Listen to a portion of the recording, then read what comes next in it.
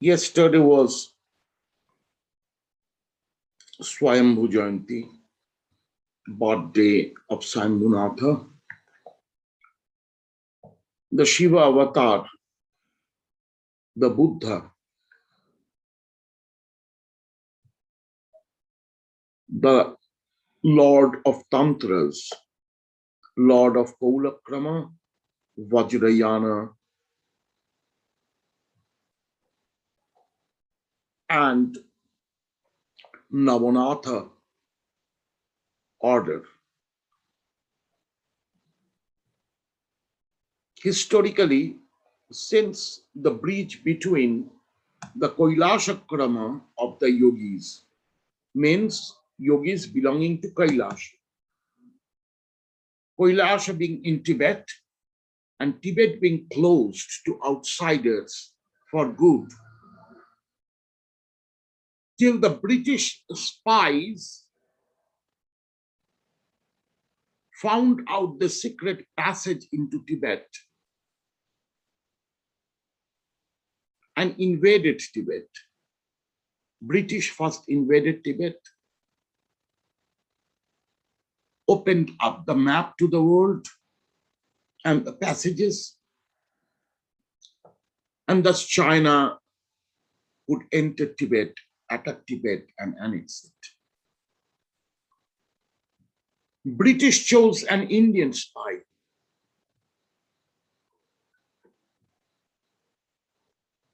Spy is a very high scholar who wrote the first dictionary of Tibetan to English and wrote the book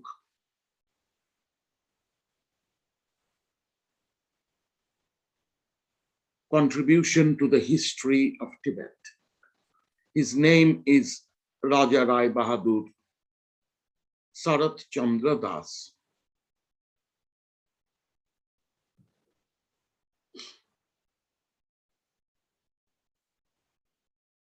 He was from Chittagong or Chattogram of Bangladesh, from the heritage extended family of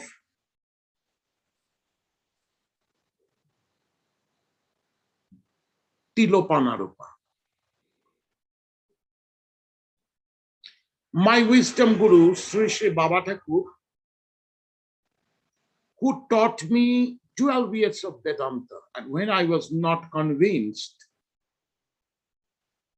though by that time in the Sanskritized world of Indian scholars, I was already a debater in favor of Vedanta to many schools. My guru trained me like that. I was sincerely a Vedantist. But somewhere, the philosophy of Vedanta did not agree with my experiential wisdom. And in my mind, a deep question came about whether I am cheating my experiential standard of wisdom that I have accomplished in the Tantras, because I went to Vedanta after completing Tantras in its outer aspect. Outer aspect means the tantric practices which are connected to Desha, Kala,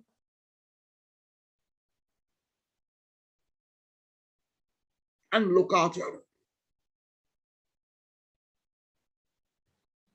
Desha means the place where you are practicing, because the place is astrologically influencing you, geologically influencing you. The minerals of the water and the vegetables are entering your body and making a complete different structure of yoga in your body.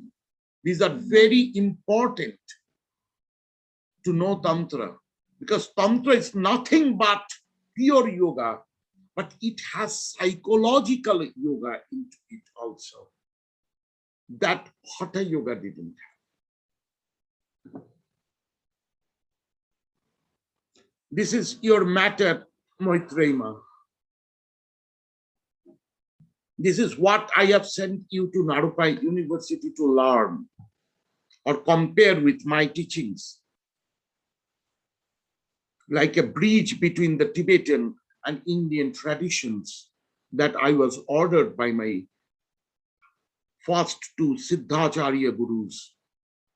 Both of them were Avadhutas and Siddhacharyas. The name of Ramnath Aghori Baba is not known to any yogi guru. There is no yogi guru in India who didn't know about Ramnath Aghori Baba. And his guru, a legendary mystic guru. Why I'm saying mystic? It's like for an absurd time, he's present in history. Over 300 years. Astoundingly, to give a little relational view to my Aghori gurus, my first Aghori guru is probably a person who is very legendary, called Bom Shankar Aghori, an oral name of an legendary Aghori guru who hailed from the seat of Vakreshwar. And his consort was a Maheshwari Ma, another legendary guru of Bangladesh. The great Avadhuta, those who know Bengal tradition of Avadhutas are finally, completely, and for good accomplished in all the yogas, dhyanas, and samadhis. They are masters of yoga, dhyana, and samadhi. Like you may ask that, Baba, you don't teach Hatha yoga? I don't teach because I am born with a crippled body as a samskara from a different birth. Because that birth where I was a crippled yogi, a great revelation is happening in this lifetime with a challenge to Hatha yoga. Why? There are over 3,000 yoga registered studios in only US.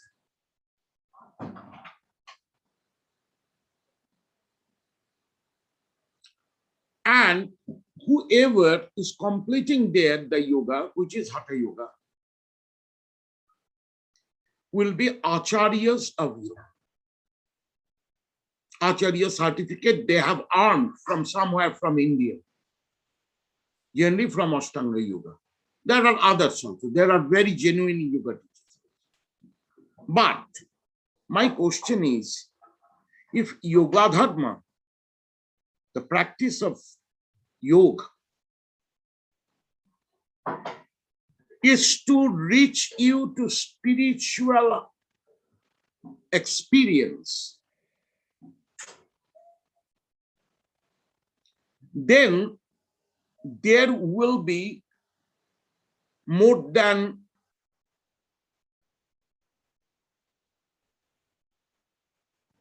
if each yoga studio, registered yoga studio, minimum 10 students, will be more than 300 yogacharyas in America. What different in psychology did it make? Where is the revolution of the yogis? My open question challenging the total system.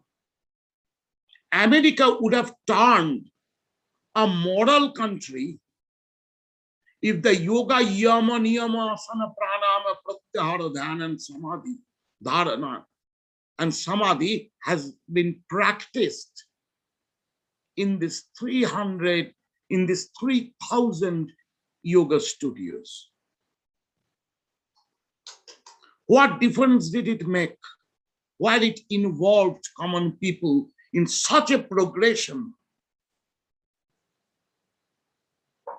But my visits to America and meeting American students and disciples, that the most lucrative profession nowadays in America is to become a psychotherapist. Give a clap. It is so lucrative a profession because there are so many psychological clients. What are these 3,000 yoga studios doing? My question. Jessica Sherry, a practitioner of Ashtanga Yoga School of Mysore for a long time, a very long matured teacher and a student and a teacher also trained in, is writing to you all, only asana is practiced or a self-hypnotized version of meditation.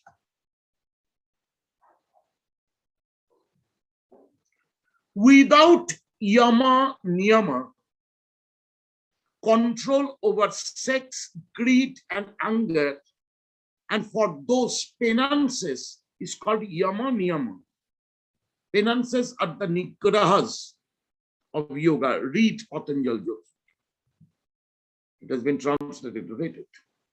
Nigrahas are keeping yourself rigid in the path with purification. So those purifications will not only come from the practices.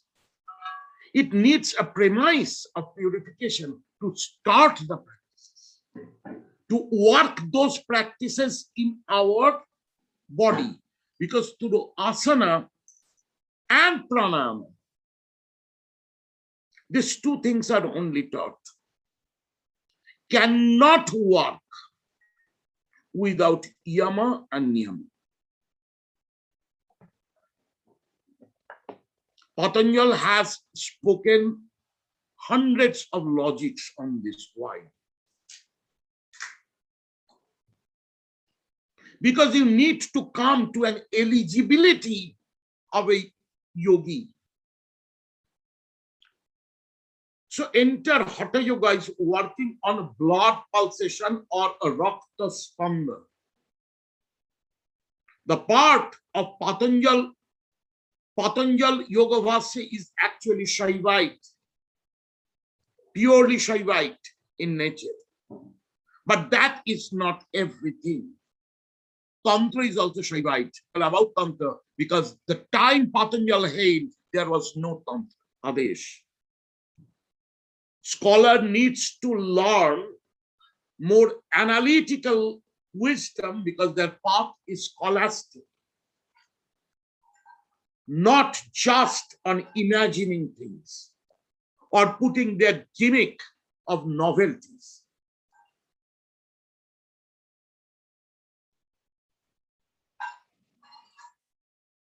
That today in this degenerated age, most of the scholars do. And people read, respecting those PhD papers. Many PhDs have worked with me as an expertise on Tantric, Sanskrit, etymology. These are where my field of research is. Virtues and rights of womanhood in Tantra. There are scholars here also today. My students are there who are scholars.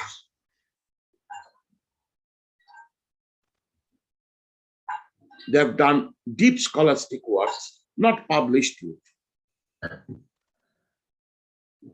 That's still doing. They're working on their PhDs. My last but one batch of my university that I worked with produced three scholars, and they're working on their academic findings in deeper and deeper standards. I'm trying to teach thinking rather than cutting and pasting 10 books and making the 11th book called research.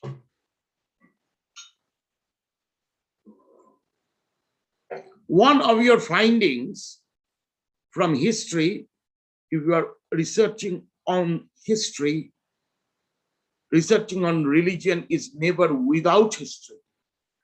How do you know that in Patanjal's time there was no Tantra? Because Tantra is declared as the finest yoga by a character who is speaking the Tantras called Shiva. So Patanjal, being a Shaivite, didn't know about Shiva's teachings on Tantra. This question will come.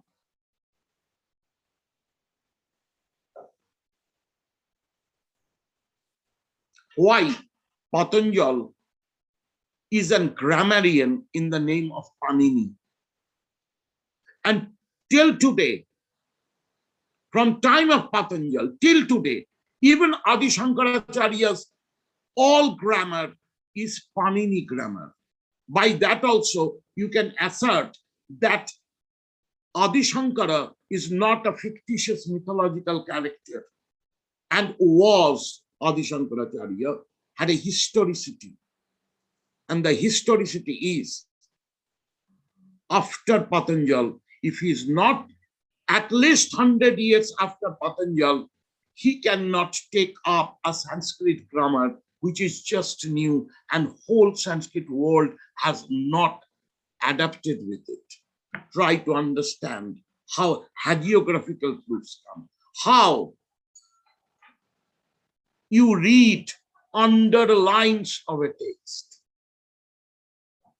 How do you assert a text aging and dating? Proof needs that. Most of our researchers nowadays are cutting, pasting words of only citations and like pamphlets.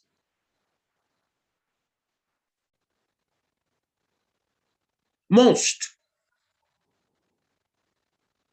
And scholars are so egoist, it is difficult for them to have the humility to understand from practitioners what are the practices behind the lines of those philosophies. Without knowing the practices, without having that sense of psychology, you will about not be able to understand the sutras of the theories, because that is how Buddhism has been designed. Entire Yogacara, pre-Buddhist Yogacara is also designed. That is why there are so many yoga parampara heritages coming up, where we find Adinatha, Agastha, Dattatreya, Ashtavakra, Tripura Sundari. These are Vedantic names of great sages and practitioners. Gargi was Shakta. So long heritage of Shaktism is there that even at the time of King Janaka, time of Ramayana and Rama, Ashtavakra is getting referred, who is a non-Vedic, anti-Vedic yogacharya. And the philosophy of Ashtavakra, which is known as Ashtavakra Gita or Ashtavakra Samhita, is the Jnanakanda or the wisdom part of Aghora, or the Niruttara Tantra of the Shaivites is called Aghora. Anuttara Tantras, and the deities, the five major deities of Buddhist fourth element and Indian Shaivite fourth element are exactly the same.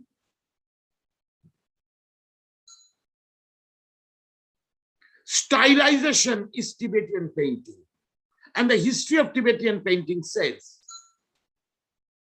people present here, most of my disciples and my students know, before starting as a scholar, I was an iconographer. That was my profession. I was a painter, sculptor, and a designer in the modern world, and worked for government of India for a long time. Even worked with Ramakrishna Mission. I was a museologist, self-trained. And I've done big projects in India.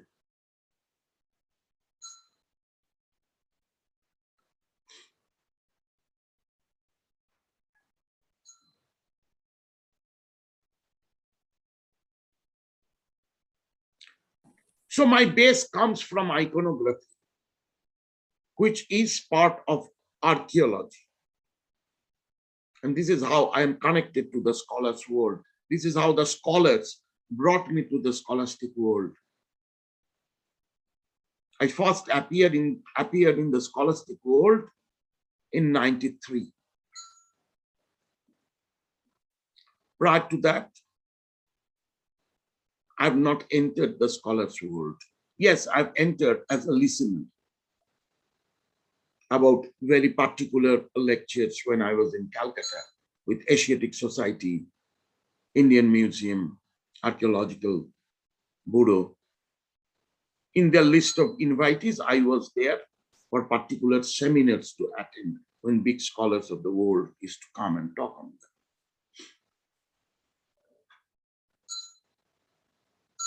When I ended up my artist's life and dedicated myself into deeper studies of Tantra, comparing with my own experiential wisdom of the oral tradition, comparing my knowledge with the texts. From 93, I basically leaped from iconography to an academic theoretician, academic teacher of Tantras. Prior to that, I was a cremation ground dweller of it. And at the same time, I earned my bread in Calcutta as an artist. So I studied iconography, traditional iconography, from my gurus. I was trained into painting. My first teacher was Kamal Kumar Mujumdar from Calcutta. He's a guru of art and literature in Bengali society, in Calcutta society in the last century. I was his ardent student, and I was in a part his, even in funeral rites, he wanted me to do. He didn't have any child. He regarded me as his child even. In Calcutta, scholars know, or artists know me as a student of Kamal Kumar Mujumdar. He was a guru too. He was a tantric practitioner too. And then I took training of oil painting from Indian contemporary artist and master, the principal of Indian Art College in Calcutta. He is no more in this world. Artist Tridip Chandra. Tridip Chandra. So Tridip Chandra, I took the training of oil painting from him and modern art also.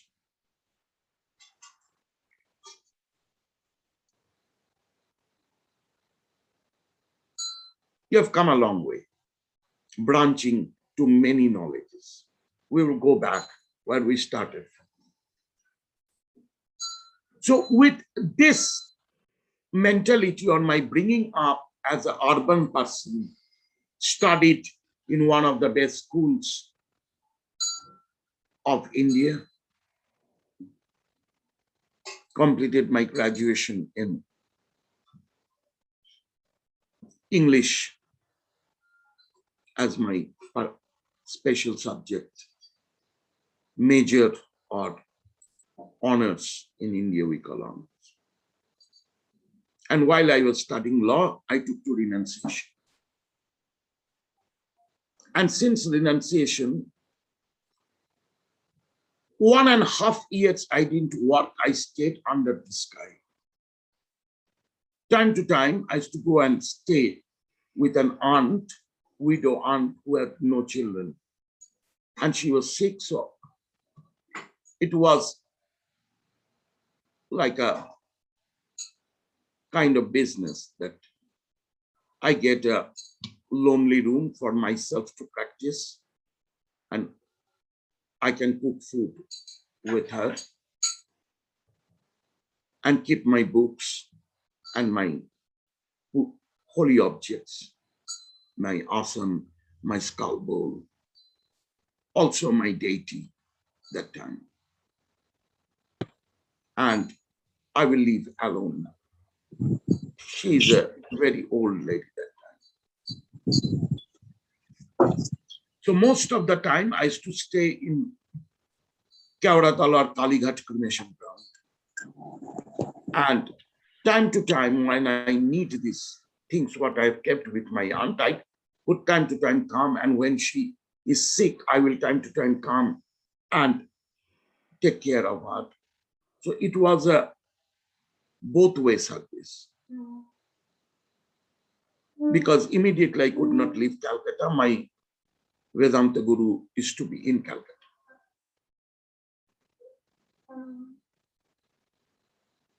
So from there, I started working as a school teacher a few months, and then I took to designers. Like there are melas in India, like book fair. So making pavilions, designing pavilions or decorating interior decoration of pavilions. And slowly I raced through there and was chosen by an Indian and international body of designers, those who used to do international projects of museum exhibitions or cultural exhibitions of India abroad. So that group picked me up from observing my works, and slowly I became a consultant of that firm. So from there, I earned enough to be a full-timer in the Himalayas. I accumulated, saved that money. But I didn't want to leave Calcutta. My only anchor and bondage to Calcutta was my Guru and nothing else. My Guru was in Calcutta. When he declared me an avadhut and made a situation to push me away from him, because he declared the day he gave me the convocation of an avadhut in a congregation of sadhus, Guru brothers and sisters and practitioners. I was in Orissa in a retreat with him. There he gave a bandara and declared me to be an avadhut. That day he said that you will disturb my arena. Two lions cannot stay in the same forest. You have to leave my territory. And if you don't leave me, I will make you my enemy and make you leave. But I was absolutely dedicated to my Guru. And in my life, if there is anything called heart and love, he is my beloved.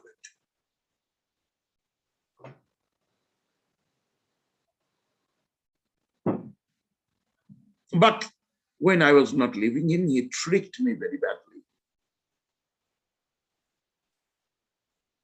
I was not convinced that he's tricking me, he's testing me, because I was already an avadhut. I didn't remember that he wanted to become my enemy. It will be acting. That also I was not sure. He pushed me into ends from where I had to leave him for good. This much I will say, because even I have lost my personal respect to him. In my eyes, he's a god in the form of man. He's an avatar to me. I'm not persuading it on anybody. But he does not hold the responsibility of a guru. He called me a disciple. I have right to call him Guru, though he has said again and again that he does not accept disciples, but he accepted 4 disciples in his life. I am completed as an avadhut, certified by him. My name, Satpurananda Avadhut, is given by Satsang Vedda Swanubhava Devasayam Sri Shri Baba Thakur. But I have no connection with that world. I have been so much shunned, disrespected. And after 12 years of this, when I have already entered the world of Tibetan lamas and being recognized as a yogi, and I am with real lamas, those who are real practitioners and enlightened beings, great bodhisattvas, I've lived with Golokkusha, disciple of Chakta Rinpoche. This is Chakta Rinpoche. In Indian tradition, he's known as Tibetan Aghori Baba. So we can find this flying Lama of Tibet who lived in Sikkim in 19th century.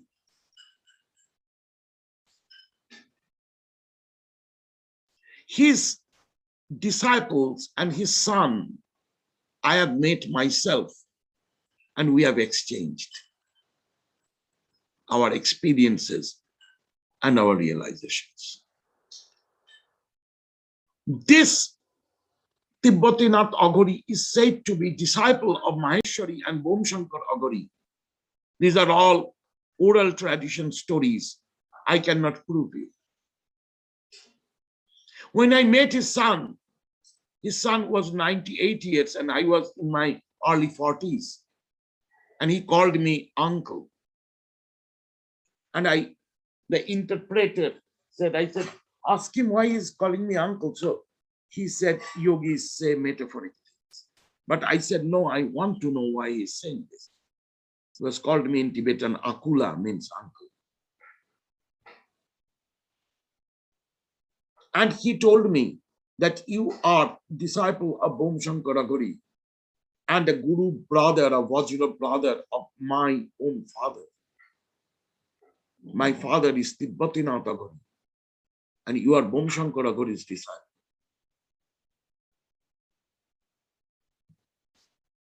At the age of 5, I met an Aghori Baba. He is Bomshankar Aghori or not, I have no idea. But who put me, he and his consort, together gave me the empowerment, bathing me with alcohol, awakening my kundalini, taking me inside the head pulsation and learn how the head pulsation goes beyond head. At the age of 5, this was taught to me, the path of nirvikalpasamadhi. In one go, he awakened my total kundalini, putting me in his lap and massaging my spine. Then he tapped my 4 lobes, and my 4 lobes became like 4 vajras. Like this. This is the symbol of the brain in Tibetan Buddhism, in Vajrayana. This is the brain, the design of the brain. So these 4 lobes are these 4 vajras. And the central vajra is the corpus callosum, and above, beyond the Brahmarandha. This is the practice of Ati Yoga, called the beyond. There's so much talking about Ati Yoga. You will get all over.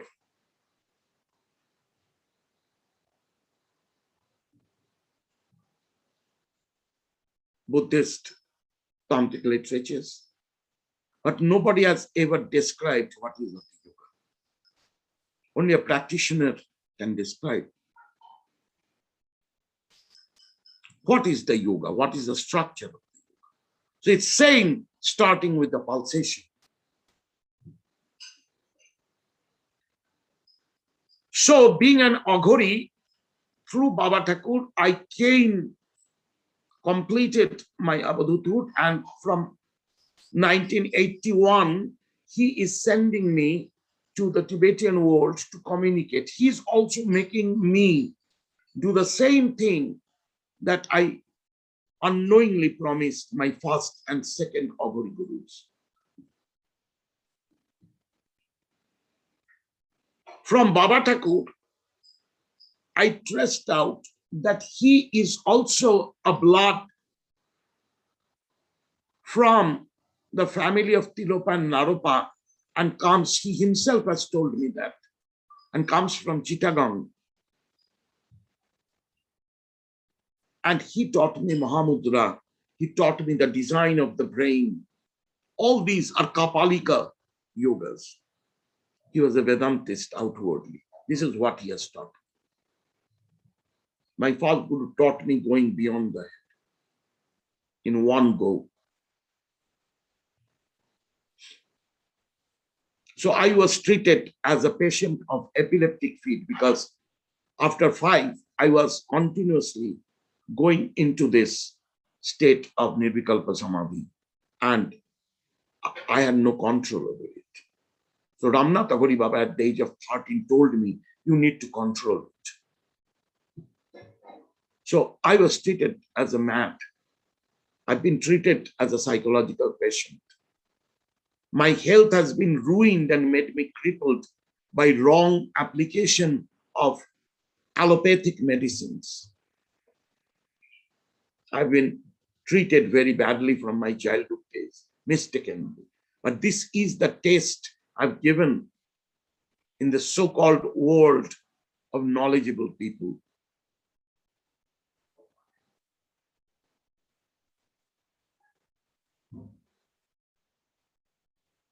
Not believing in the reality of yogis. Because even in India, yogis started becoming scarce. So the real yoga is not practiced. In Hatha Yoga, you are holding to the pulsation of blood. Pranayama is various breathing techniques of the heart and the lungs. It's an organic breathing.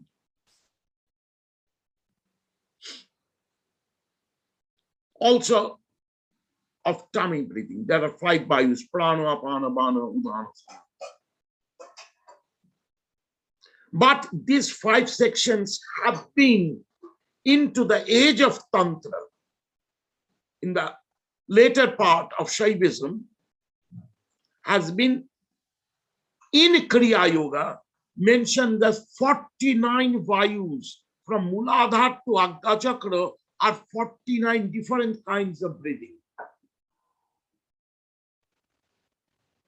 techniques. I've practiced, and some of my disciples are present today in the forum also.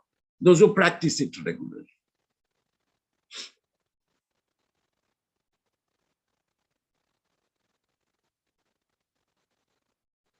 The breathing is actually working with your chi or the energy or the kundalini energy, and how you can end up the kundalini energy into Agya Chakra in the head. It's seen as a snake. Our spine and the back of the head is same as the form of a snake and its hood. That reptilia character has evolved as human physiology, but head and the spine has remained like a snake. Try to understand how a yogi sees things. Thus is the naga inside you. How to work with the naga inside you are the teachings of the serpent school or clan of yogis called the nagas. That is why enter India, wherever there are yogis, you will see forms of snakes worshipped. Patanjali himself is designed as half rishi, half ascet, and the other part is snake. He's half snake, half man, because he is also from the clan of the Nagas. Nagarjuna was also from the clan. Nagarjuna discovered Tantra, or discoveries of Nagarjuna became Tantra, and from here an advent from Hatha Yoga to Kriya Yoga, as in between Hatha Yoga and Raj Yoga. Those who have studied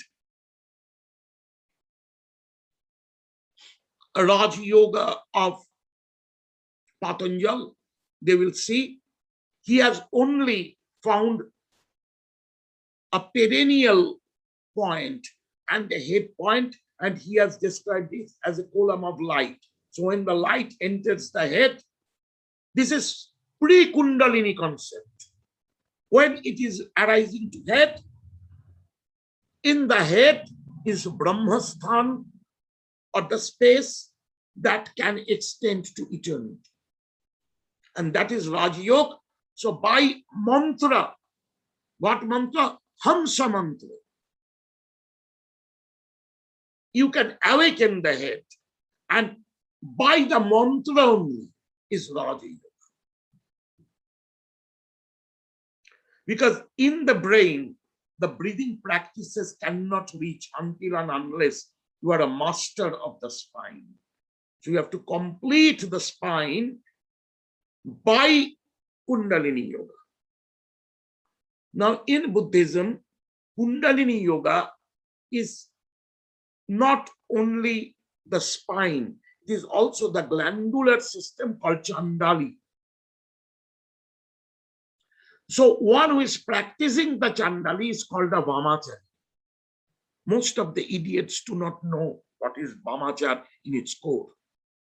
So there, from the spine, nerves lines have come and made cluster of neurocells in as chakras looking like lotuses. Very minute nerve cells. But yogis have visualized. So later it has been researched in Denmark. And in Denmark, the first research came on the chakras of the body. They really exist neurologically, and they have been termed as neuroplexus. Plexus.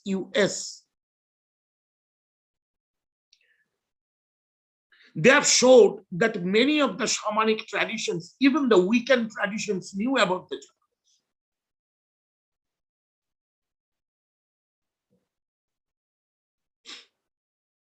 I have studied their researches also, many. Because I had a Guru sister, Sushmita Devi, whom Baba Thakur accepted as a disciple, a Danish.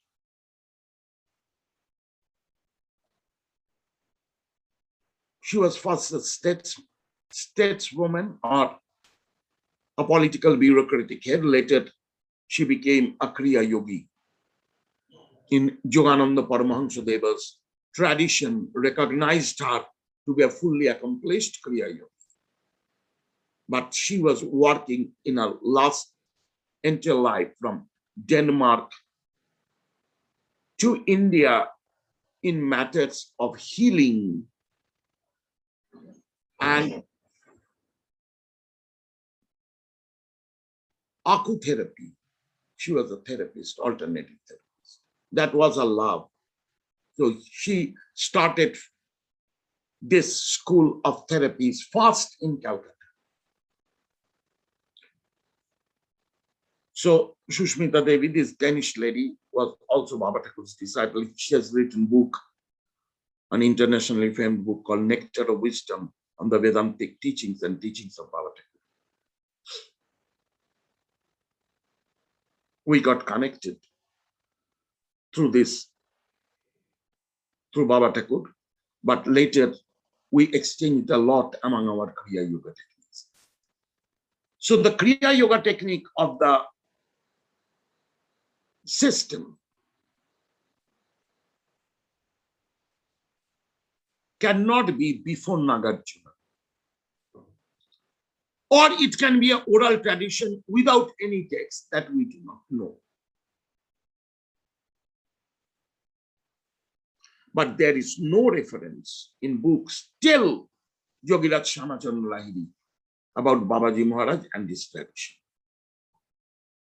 It is not known. Nowadays, a lot of South Indian heritages are claiming heritages from him, especially in Tamil Nadu. It's a new craze in South India, while it was only known for some 5 generations of Kriya Yogis, from Yogiraj Shamachandra Lahiri to Hariharananda, Swami Hariharananda. I have met, I've exchanged in Calcutta, Benares, some parts of Benares, and where the practitioners of Gyanganj are. My Guru Baba Thakur was also a practitioner of Gyanganj. This secret, none today among Baba Thakur's disciples know. Disciples or followers know it. I was sent to trace it also. I reached where Baba Thakur has meditated in the Himalayas, following his footsteps. I met people of Gyanganj. I discussed with them about Baba Thakur. I traced this because Baba Thakur was my Vedantic Guru from outside, my thought. But he's my ultimate Guru of yogic perfections. Samadhi I attained fast, but he's teaching me details of the head. But very short. You have to discover every time. Just one line instruction. Find out. Like that. So he has recognized me to be an avadhut. Later, I have been recognized as an avadhut in Tibetan tradition also.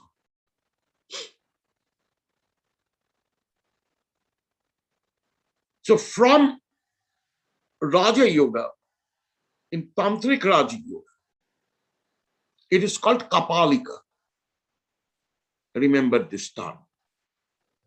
Kapala means the skull bowl of the skull. It's called Kapala in Sanskrit. Kapali means the lord of the skull, that is Shiva. One who holds the skull, that I have dedicated my head to in the hands of my Guru. I've offered my skull bowl to him. And then he will work with my brain. And when he has started working with my brain, it has two lobes, different activities. One is analytical wisdom, another is experiential wisdom. These are hum, ha, and sa. So with the Hamsa mantra, even in Yogidas Shamachan applied this tradition also. Hamsa Mantra is the ultimate. And from there you go. Remember, Hamsa Mantra is mantra yoga. It's a practice of working in the brain cells, not chanting a sound.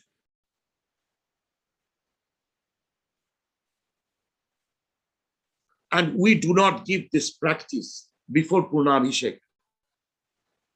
That is why in Tantra, traditional Tantra, after Purnabhishek, you will get Hamsa Mantra. Because Hamsa is trouble. You are equalizing the two lobes into Samadhi. The sound yoga is doing that. You can call it sonic yoga, mantra yoga. Those who are my disciples and students, they know how to do those workouts.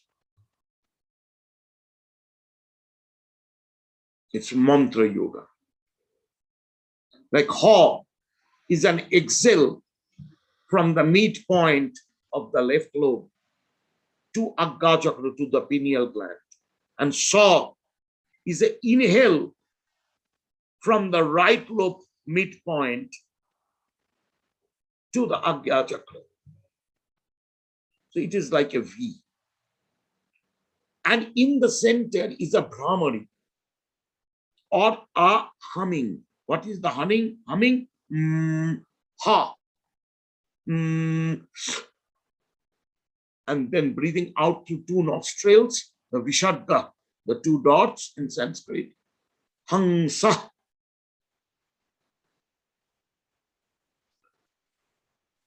Visharga is through the right ear, which is called the male ear, passing the spanda to the male ear and breathing out the air through the two nostrils. This much breathing can go. In the brain, breathing cannot go. Those who are Bengalis know this song of Haure Gosai. Atate Chaushakti, Tetalai Vasati, Chandra Surjer Sheta, Naide Gotagoti, Ore Pavon Jete Nare, Ti Jabi Kamon Kore, Chandra Surj Agni, Haina Samadam. That 8 multiplied by 8, the 8 chakras of the head. That is Kapalika Sadhana. Is 8 multiplied by 8 is 64 points. Atate Chaushakti, 8 multiplied by 8 is 64. Sun and moon cannot enter there. Why? Because sun and moon are the two channels which is ending up in the pineal gland, just behind the pineal gland. And thus they are generated, or they are reaching their source, which are the two lobes of the brain. So there's a V. This V is imagined as two wings of the swan, because Hamsa in Sanskrit means swan. So the title Paramahamsa, that is a title from Gyanganj, remember it.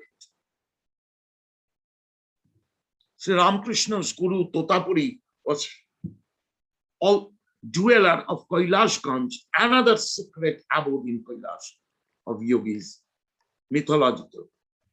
So he gave the title Paramahamsa to Sri Ramakrishna because he was entitled. He was a Paramahamsa from Kailash. Kailash is house of oral tradition of yogis.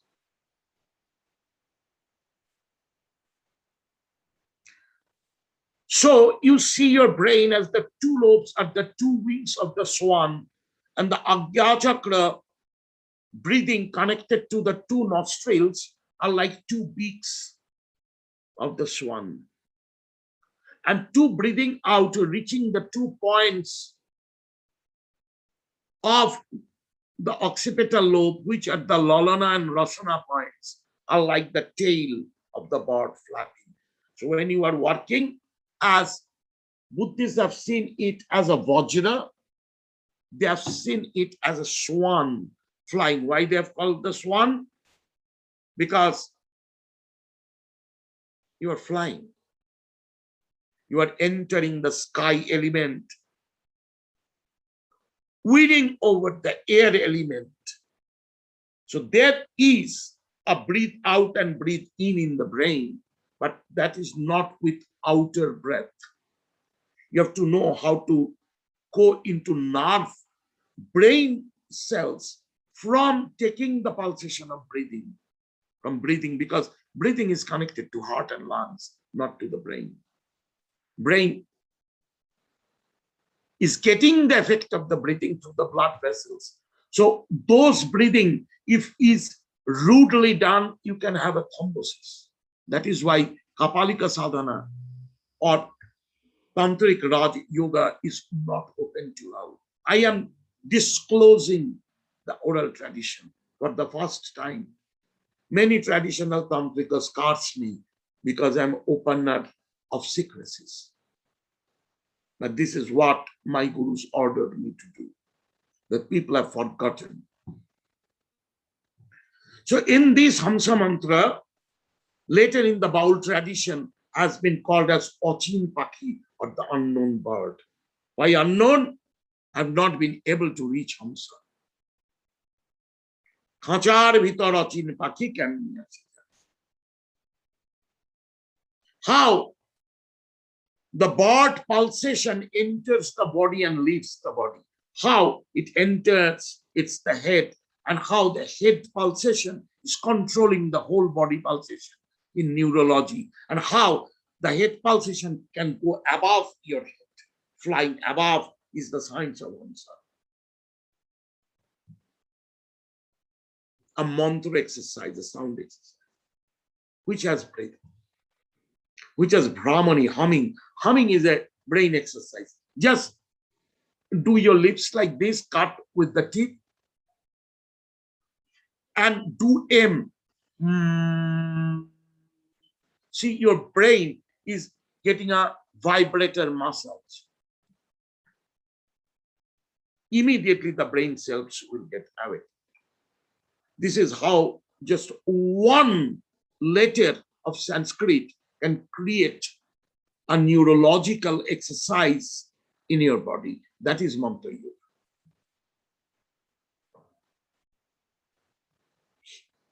How to take over control your total system of mind. So the skull in the hand is the metaphor of your mind in your hand. Your mind obeys you. You are not obeying your mind. Because you are the background consciousness. You are the mindless mind. You are the non-perceptual witness. That is Kaivalya, or onlyness of mind. That is a matter of Siddhantachara of Tantra. The practice of the judgment, this practice of the judgment is Anu Yoga, Mahayoga, and Ati Yoga, three sections of the final yoga of Tantra. So after Rajyabhishek will be Samrajyabhishek. After Samrajyabhishek, Mahasamrajyabhishek. After Mahasamrajyabhishek, Ati Samrajyabhishek, and then you are an Avadhut. Already in Mahasamrajyabhishek, you will cross the Viraja and will become a Paramahamsa Avadhut. Why? Because if you have started beating above the head, you already know what is the mind connected to the body and what is the mind connected to nothing, to space. Ultimately, that is how your mind will get healed, arranged. Tantra is the highest psychotherapy, self-psychotherapy to be learned from the Guru. Many methods. So this is the practice of Guru Paduka traditionally. Like the start of Raja Yoga is Guru Paduka in Tantra. Then Hamsa Mantra. An essence of the Guru Paduka mantra is the Brahma Mantra, Hamsa Mantra. These are all by mantra yoga. And then finally, the 84 syllables are placed in the head.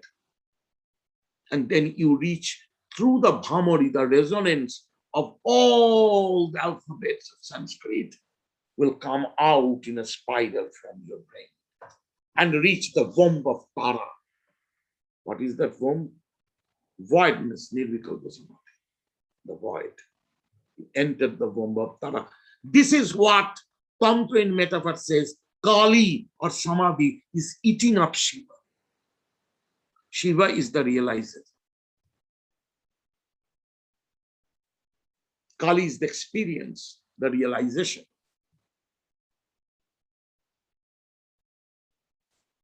So Kali Tantra is partaken to beyond mantras. Though today Kali Tantra is mantra, but it is only Chandra Bindu or the final Brahmani. This. That sound takes you beyond the heart. But if you try to do, you can take the risk of having brain hemorrhage and dying. Step by step, you have to learn, section by section. Make your body prepared to hold on to the heat and the power generated in your body when you are doing neurological practices. So from Hatha Yoga to Kriya Yoga. From Kriya Yoga is enabling you the spirit of Raja Yoga to know the brain and work with brain pulsations. Brain pulsations of 3 stages, Anu Yoga, Mahayoga, and beyond head, Ati Yoga. So Mahayoga is called the diamond crown because there are 8 sections of the head. Each one has 8 sections, vertical, horizontally. And these 8 horizontal points are like 8 prongs of the vajra in your total head. And then where it meets,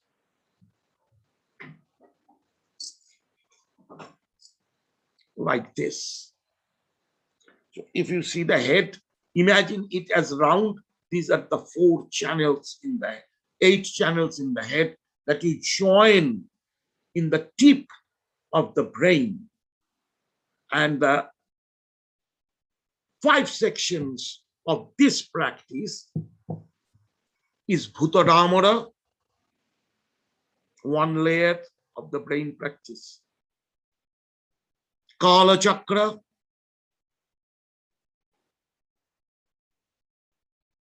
Sambara, Hebajra, and Samantavadra. This total practice is Aghara practice. In Shaivism, they are named as Shivas. In Buddhism, they are named also as Shivas, and these names correspond to each other. They are terminologies of these practices and common between Shaivites and Buddhists. Like Shambara is called Swachanda. Sambara means to control. How you control these 8 spikes. So this is like the head.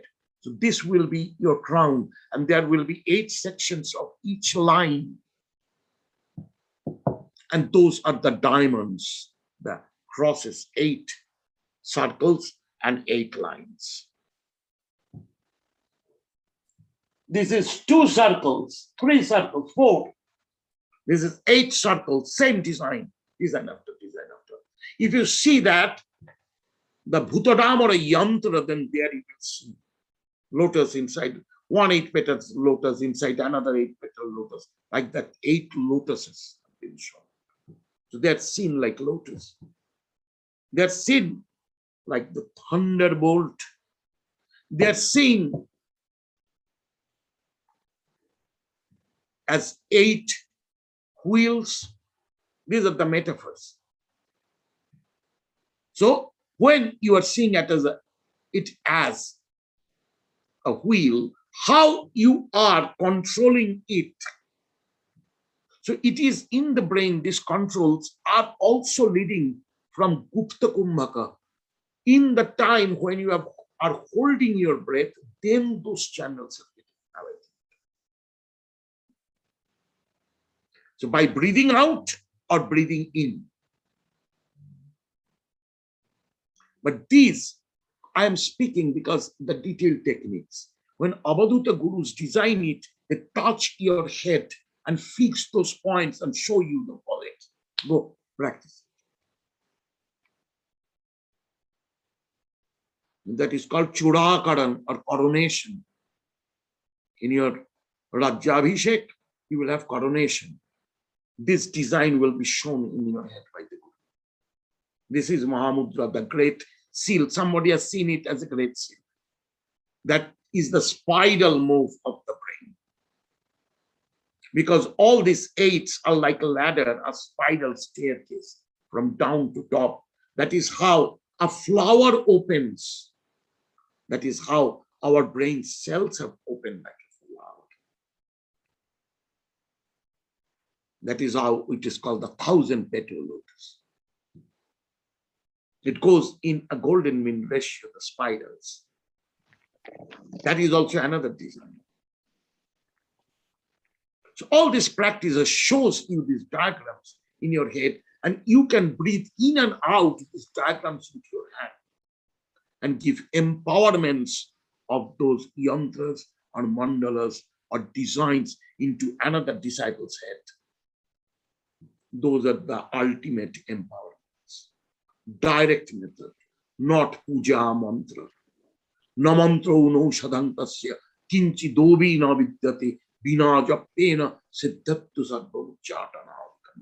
In Saptasati Chandi, in Tilaka Stuti, it has been mentioned that the Shaiva way of handling the power does not need a mantra, does not need a medicine or an offering or a ritual.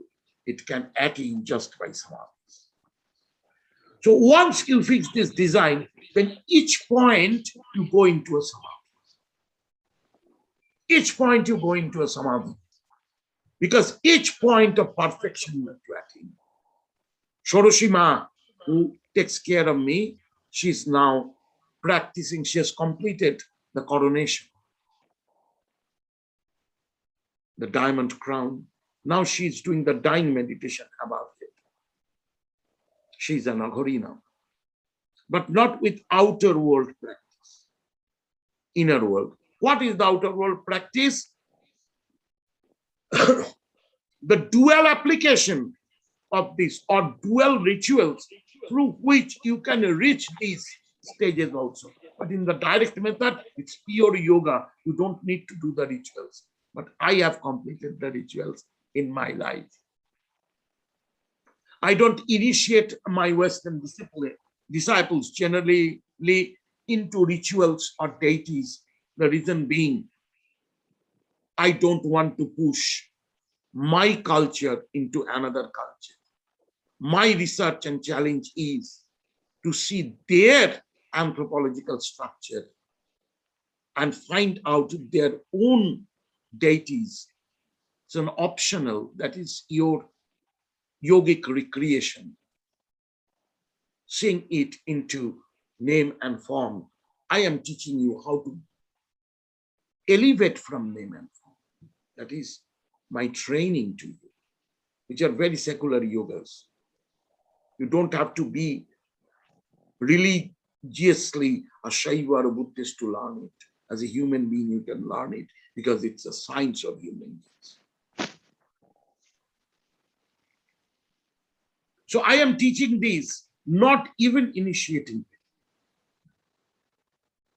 But of course, the initiation structure that we take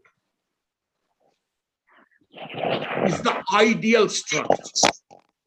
And without initiation, what I teach is what suits you, which style, because all these designs you cannot do in one lifetime.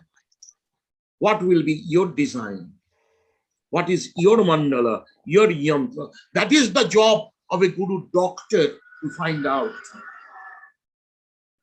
That is the work of a guru. Our guru's job is not giving a lecture, but training you in your structure.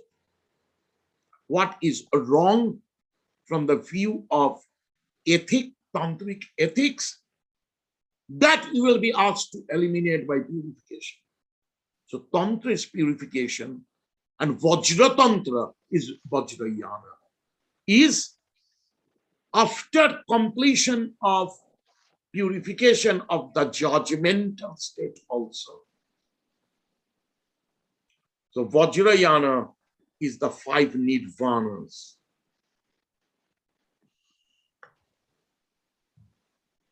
Kashmiri Kaulakrama has given the ritualistic part, mantra yoga part, and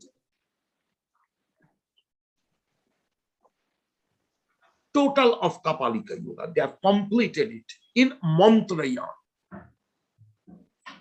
That entire standard of yoga is standing on final mantra yoga. This is Kaulakrama of Kashmir. But this is from Shambhunath, Matsyendranath, Bhuti Raja or Bhartrihari, Chakulaka, from Matsyendranath's disciples, to Jalandharnath, Kanifnath or Kanhapa. These gurus are common to Buddhist Tantra and Hindu Tantras. Then how do you say the Kaulakrama and the Buddhist Tantras are different?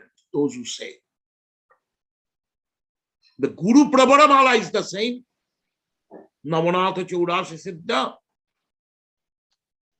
This is what it's time for the Indian Tantrics and the Tibetan Tantrics to exchange from each other.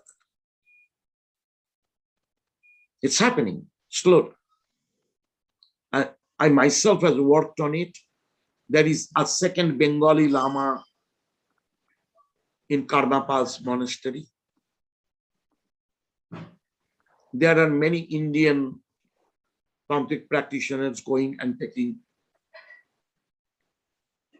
initiation from Buddhist tantric practitioners, comparing. There are many foreigners who are comparing these two schools. So I have fought for 30 years to prove these 3 schools, Vajrayana, Navanatha order, and Kaulakrama, are the same. Now it's happening. The texts are coming out. Very good researchers have come out. One, very analytical researchers.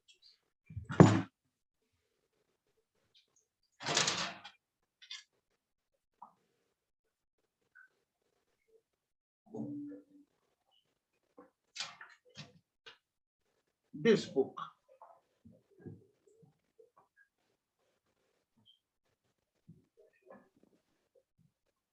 And an excellent book comparing Shaivism, Kashmiri Shaivism, and Padmasambhava's teaching, showing the teachings are same. So he has also gone textually showing how same are the teachings. Though I have a theory that I have not yet completed my research to prove that Shiva Sutra is also Padmasambhava's work under Abhinavagupta in Vikramshila Monastery of Kashmir. I have yet not found source literature, but yes, the oral tradition I have found. So I am sure now, yes, this is the same tradition. One work on Kashmiri Shaivism or Shiva Sutras have been done from Kashmir in the last, like some 50 years back or more. I'm forgetting the name of the scholar at this moment, but I've studied this book. In the introduction, he has mentioned how Tibetan Buddhism and Kashmiri Shaivism heritages are absolutely parallel. Because Kashmiri Shaivism acclaims the system from Matsyendranath, Shambhunath Matsyendranath, to Abhinavagupta. This is the Kaulakrama, Shaivism. pure tantric Shaivism. And there is no difference between these two schools. I've done the both through my Guru Gurus and also my Tibetan Gurus to compare. So in the tradition of Siddhacharyas, it is called Siddhacharyas, when you not only know your method and reached there, but you have come down to practice many methods to teach many different archetypes. So then you are a Siddhacharya. Otherwise, Siddhacharya term is not you show miracles. You know each mudra in its as many ways as possible. I already explained some 6 designs of the brain that I have practiced.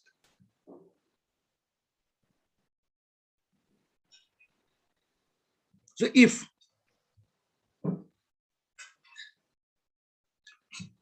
Mark Dacascos has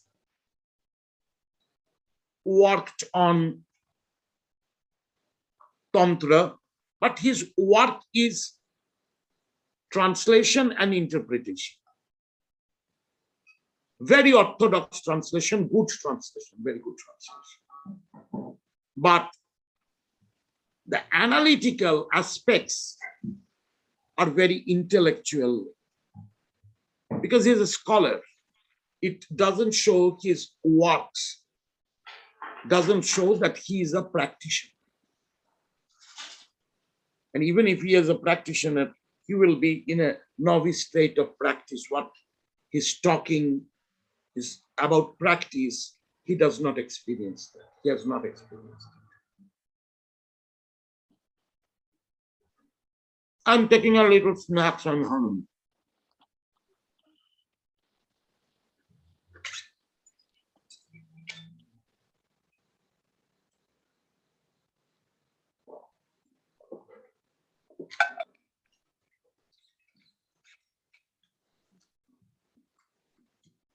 I was saying from the root that when I came in this world, I came through the art world, iconography, museology, scholastic world. Prior to that, I have completed my practices. This is how my gurus have made me. Grace of my gurus. They made it all happen. And I have devoted my life in teaching Tantra in its inherent nature, even with practitioners and giving practices in very orthodox system, step by step. But I didn't go to the world of magics and illusionism of Tantra. This was my Sambara practice, how to control the desire of performing miracles.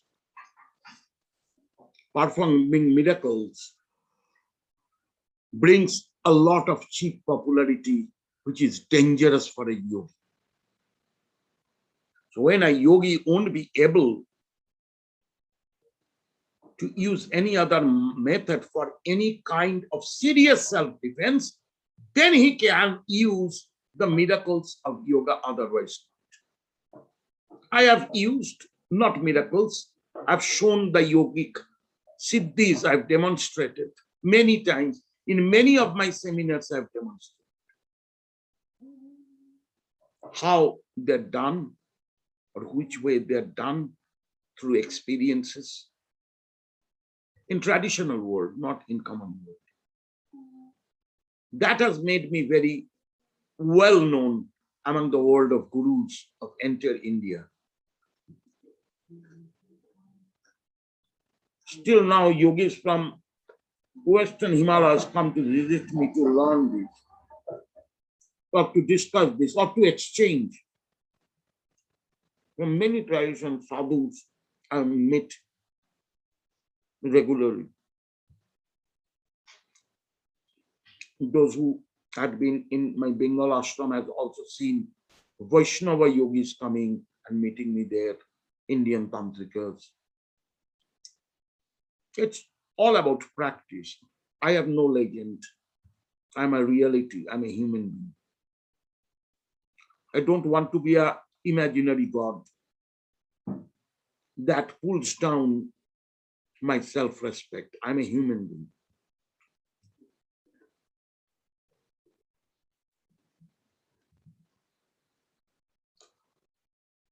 My religion is humanism, no other religion. But I have taken from many sources of many religions. My main school is yoga, tantra.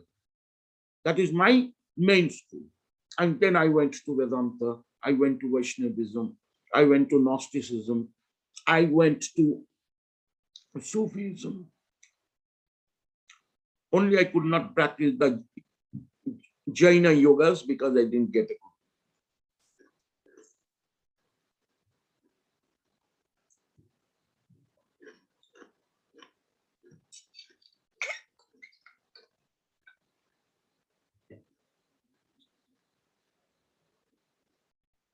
My interest in practicing many schools came from the view of a researcher. I am a student all through my life till now.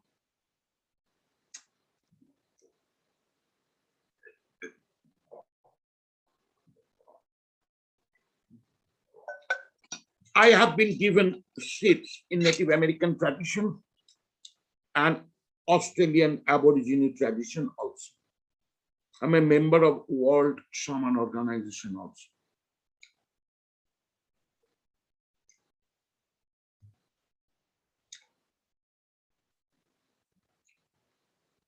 It's my inherent interest in the world of mysticism and see the science behind.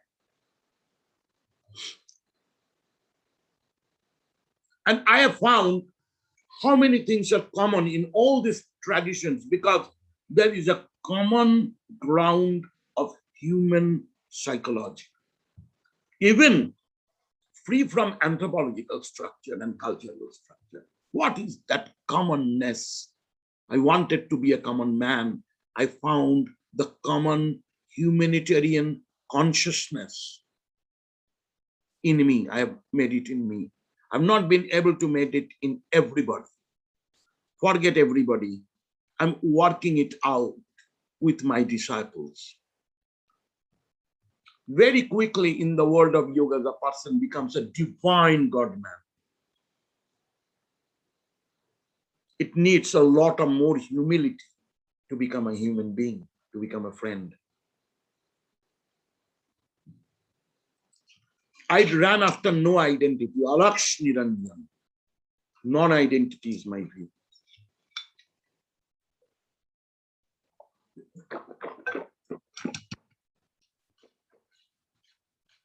I'm just another human being who, by the grace of gurus and his own inherent interest into the world of mystics and spirituality, has come to these sciences.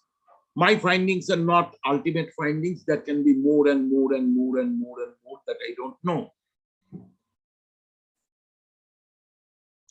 I'm sharing what I know. There are many things, many styles can be that I don't know. So I am Avadhut through the Kaulakrama. That is why my name is Kulavadhutasatpurananda. Satpurananda is the name given by Baba. Satpurananda Avadhut, he named me. So when I went to the first Kamakya congregation of sadhus, the sadhus asked me to use Kulavadhuta. You are an Avadhuta, but what is your heritage? So my heritage is Kaulakrama. So from there, my Aghori gurus, I have inherited Kashmiri Shaivism or Kaulakrama Shaivism. But they have told me this is exactly same as Buddhism. You have to go to Tibet, find out. I could not go to Tibet. I reached till Sikkim and lived with the yogis for last 35 years. I made great masters. Nowadays, it's very difficult to find. Like my dress code is that of an Buddhist sky yogi, which is in India, Nilapatta Tantrika or Kulavadhuta. This blue color was also chosen by Sisi Baba Thakur for me. This Sudarshana, or the authority, this Sudarshana and the stick is given to me by my Vedanta Guru as a Dandi Swami, equal to the respect of a Dandi Swami, and holder of Sudarshana, or the ultimate philosophy, Vedantic title.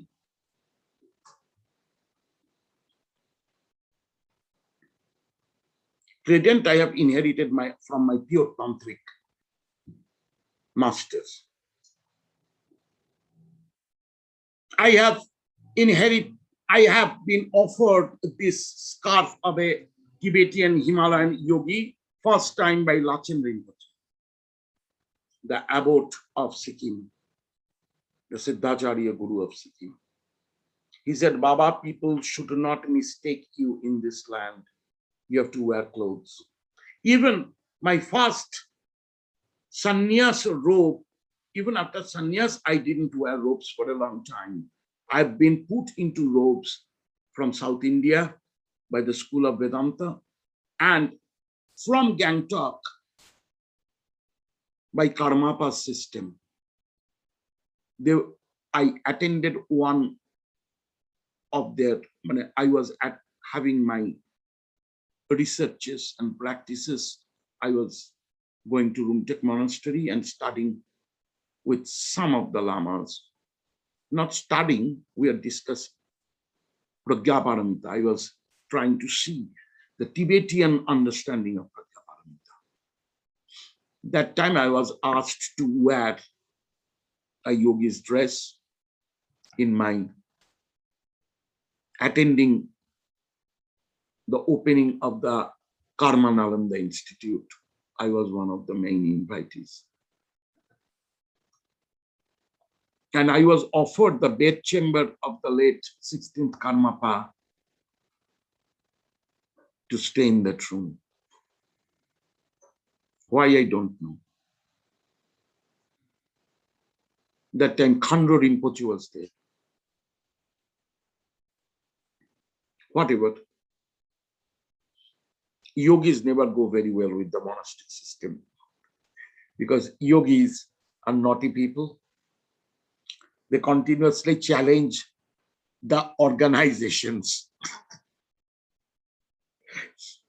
I know that is how Lalita Ma here, she is also not yogini. She says to disorganize everything. So I have started disorganizing everything, Lalita Ma, since I have got fed up of organizing myself.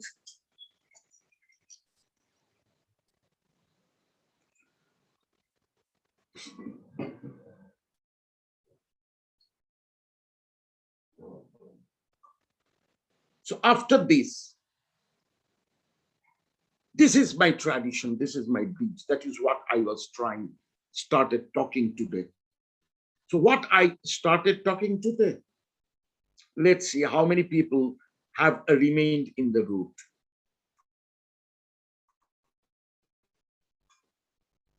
Because this discussion is like a journey.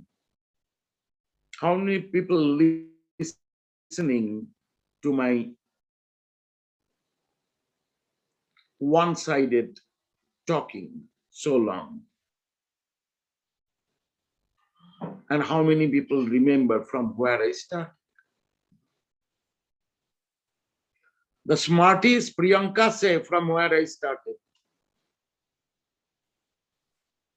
Say. Baba, from the birthday celebration Guru of Guru Padmasambhava. and how I am a Shaivite and a Vajrayani at the same time. And how you're supposed to bridge the cultures between. Bridge the cultures. Right.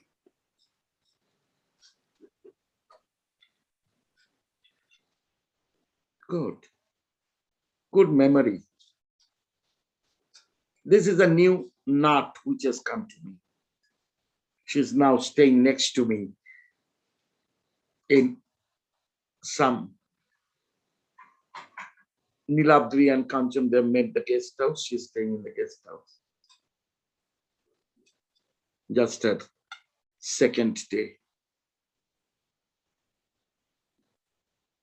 Baba, I'm just a building away, but I'm still missing you. Thank you. So long you miss me, you practice me inside you. When you meet me, you forget it. Then you start contradicting. That is why the first standard of relationship is between the king and the subject, ruler and the ruled.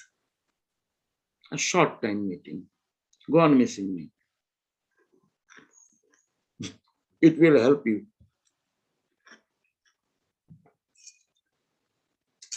I am a very difficult friend. I'm a friend. Very deep and loyal friend, but very difficult friend.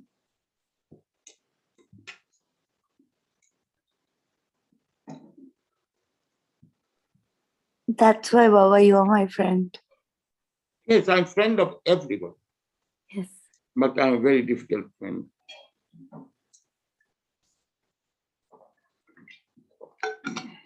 The moment the friendship loses its parallelity, I become the guru.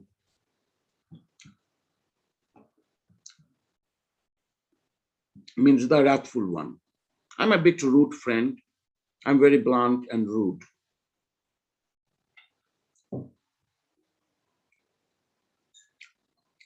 So, what are the 3,000 yoga studios doing in America?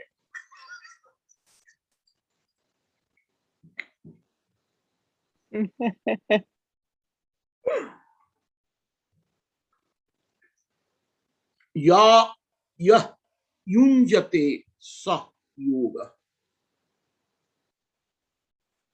That unites two opposites, that joins is yoga. What joins? The two opposite polar ends. So the final of yoga is the Vajra yoga. These are equating the two pulsations of the brain. Call it Hamsamudra, call it Vajramudra.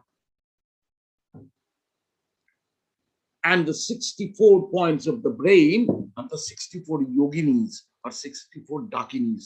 In the rightest path of Tantra, they are called yoginis. That are from the left lobe to the right lobe circle is the yoginis. And from right lobe to left lobe circle is the dakinis. And these are the two dakini and yogini deities flanking by the two sides of Kali and Tara. My dakini is Vajra Bharai and my yogini is Vajra Yogini. My Khetrapala is Manju Ghosha, or the Lord of the mind and wisdom. It's common in Buddhist and Shaivite tradition. My Bhairava is Avalokiteshvara. And my self-sadhana is Vajrapani or Mahakala. And my application of the sadhana is Ganapati and Siddha Lakshmi. This is my tantric order.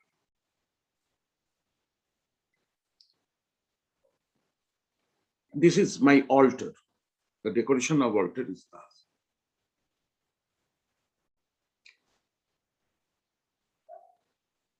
So I'm equally a vajrayani and equally a Kaulakrami, being initiated in the Navanatha tradition, equally a Nath yogi.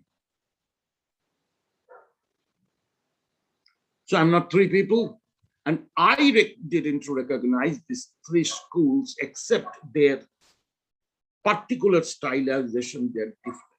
Like when Beethoven will play a certain number with the same chords and the same notations, the same system is followed by Mozart, you will not listen to the same music.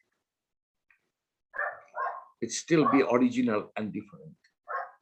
In that way, every individual in enlightenment still remains different, though the intrinsic realization of the truth is the same.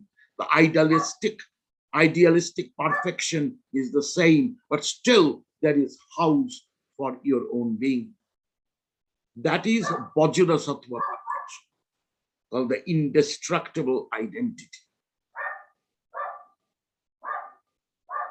Indestructible identity is the identity that comes down as a perfection of a yogi after attaining the void and residing in the void for a long time. The behavioral self is a mask that comes up. That mask is Vajrasattva.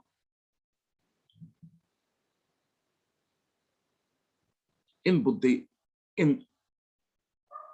Buddhist Kaulakrama. In Vaishnava Kaulakrama,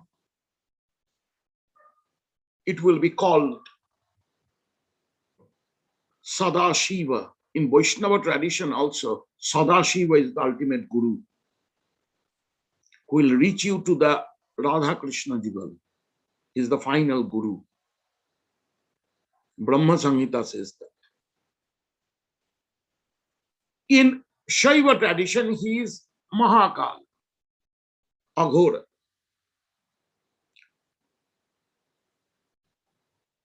These are the archetypes, stylized archetypes of different clans. Same yoga, no difference. In the Shakta tradition, is called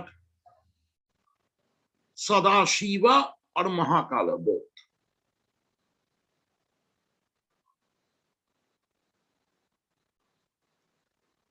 In Jaina tradition, will be called a Niruttara Jain, Jina.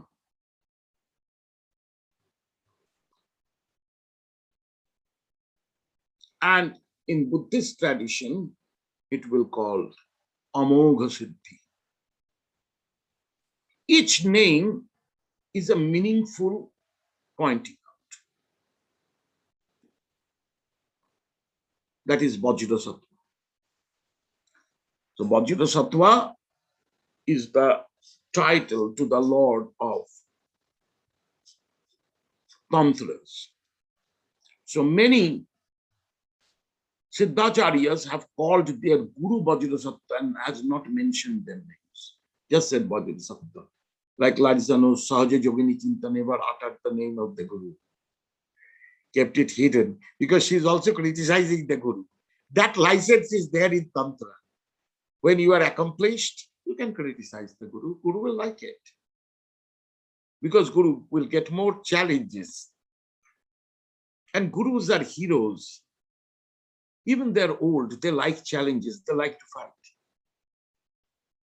You know that, Lalitama, very well.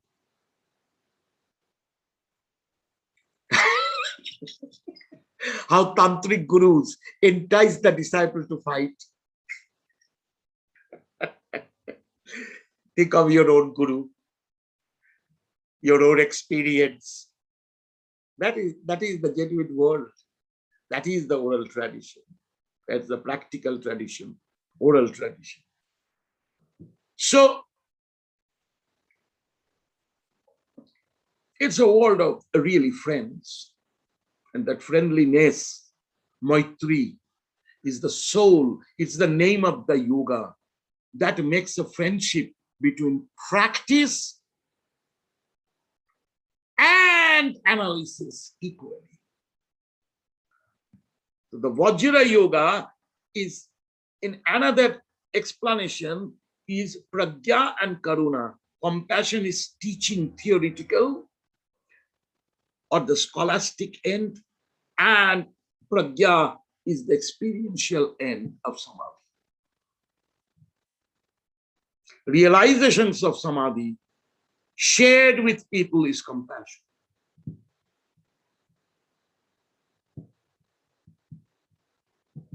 That is called perfection of wisdom. So your wisdom or your experience is getting perfected by various viewpoints. You are seeing the same nothingness. So viewpoints are the colors in the darkness. So the light is emitting from the darkness and making spectrum of colors within your 6 chakras, and how the same consciousness, the darkness of nothingness, is witnessing colorfulness of life, is the perfection of an avadhuta. Adesh.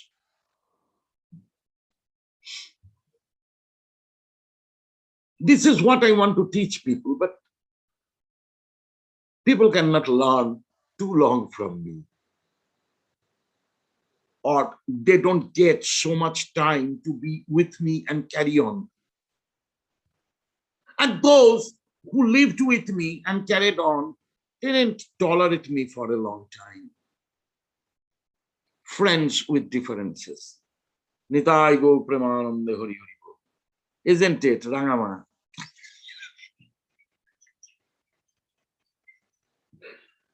So here the Guru also respects differences and enjoys a distant. What is that, Priyanka, you said? Missing you. Horrible. Baba, I gave you your space whole day. I didn't come over. You called me from the road, from the balcony. You called me over. I was just passing by. See your attention-seeking, ceremonious mind. Now I will do public, a little psychoanalysis of you. No, Baba, sorry. That when you are passing through my balcony, prior to you have come to my balcony, you thought if Baba were there in the balcony, would have surely called us. Whole day we didn't see Baba. We are staying so near to him. I've come all the way from Calcutta only for 15 days, and Baba is not meeting us.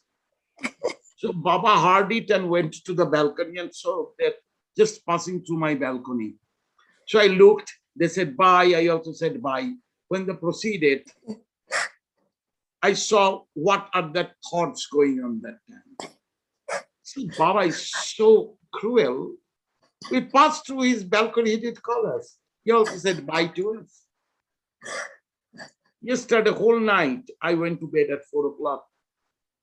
Till 2 o'clock, a party was going from 6 o'clock to 2 o'clock in the house.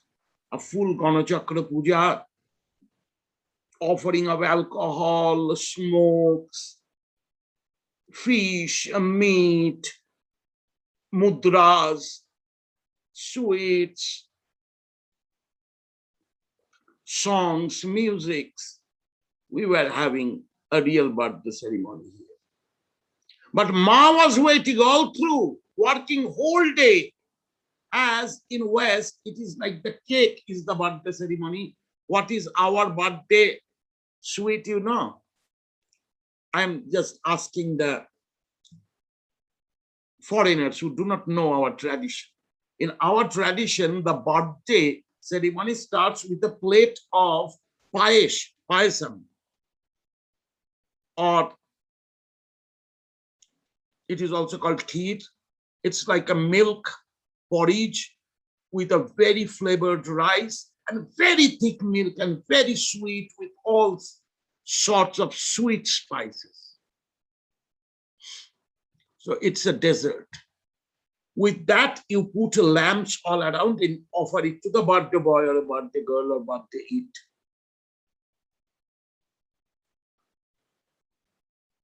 So Ma cooked the payasam for Gururinpoche, for Swayambhunath whole day. And she is working, full of kids were there, absolutely 2-year kids, school kids, college kids, were kids, and they are all fond of Ma. So Ma was pulled all the time. So Ma still waited till everybody went away. This is what Ma is. And she sat down at 3 o'clock after cleaning the whole house after the party, big party. Cleaning utensils, table, everything. Then I asked her, keep it. Yes, Ma said, yes, I'm getting ready to start my puja and practice. So at 3 o'clock, she started her puja of Swayambhunath and completed by early morning. Then we went to bed. We don't have any more guests in my home. A girl was there who left yesterday. And then we went to bed at about 4 o'clock or over to 4 o'clock. So this is called a practitioner. This is Ma. She completed the body head mandala. She practiced the design of Padmasambhava's mandala in the head. She already has done half of the puja before I sat when I was in virtual meeting. Ma was completing her all rituals. Only her meditation remained. So she practiced just 1 hour for yesterday. I said, you cannot. My everyday practice is 4 hours in the evening. But she has learned, this is a Gurukula training that you live with the Guru and learn that in any situation, you do not lose your concentration and awareness. So that is another training, how you can practice awareness in every step of life. So a yogi who lives with a yogi learns how to wake up. And there is a set of breathings, just wake up. Witnessing how is your breathing. Then putting the feet on the ground is another set of breathings. Then you go to the toilet and pee is Amaruli Mudra. Then you wash your teeth, mouth, everything, and then sit for emptying yourself is Dharitri Yoga. So in the toilet, you are practicing Dharitri Yoga. It is cleansing your bowels very clearly. Then you come up, change your dress or not change your dress, doesn't matter, whichever way you do. You have a breakfast, there is a set of meditations and breathings. So yogi needs to stay alone. But my guru said, you will never be able to stay alone after this. So try to practice aloneness in a crowd. Thus, he had made me practice deep meditations in Calcutta main railway station whole day for a month. Or going in a crowded bus in Calcutta, a 30 miles drive from one South Calcutta to extreme North Calcutta to airport. And in that car, I am doing my yoga practices mentally. To and fro. That was my practice as trainer. But nowadays, to many reasons, I have got tired. I don't have that tenacity anymore. Now I need retreats and I don't get time of retreats. Whatever, the chase is always there. The gurus are shouting, have you walked in the bridge? Have you walked in the bridge?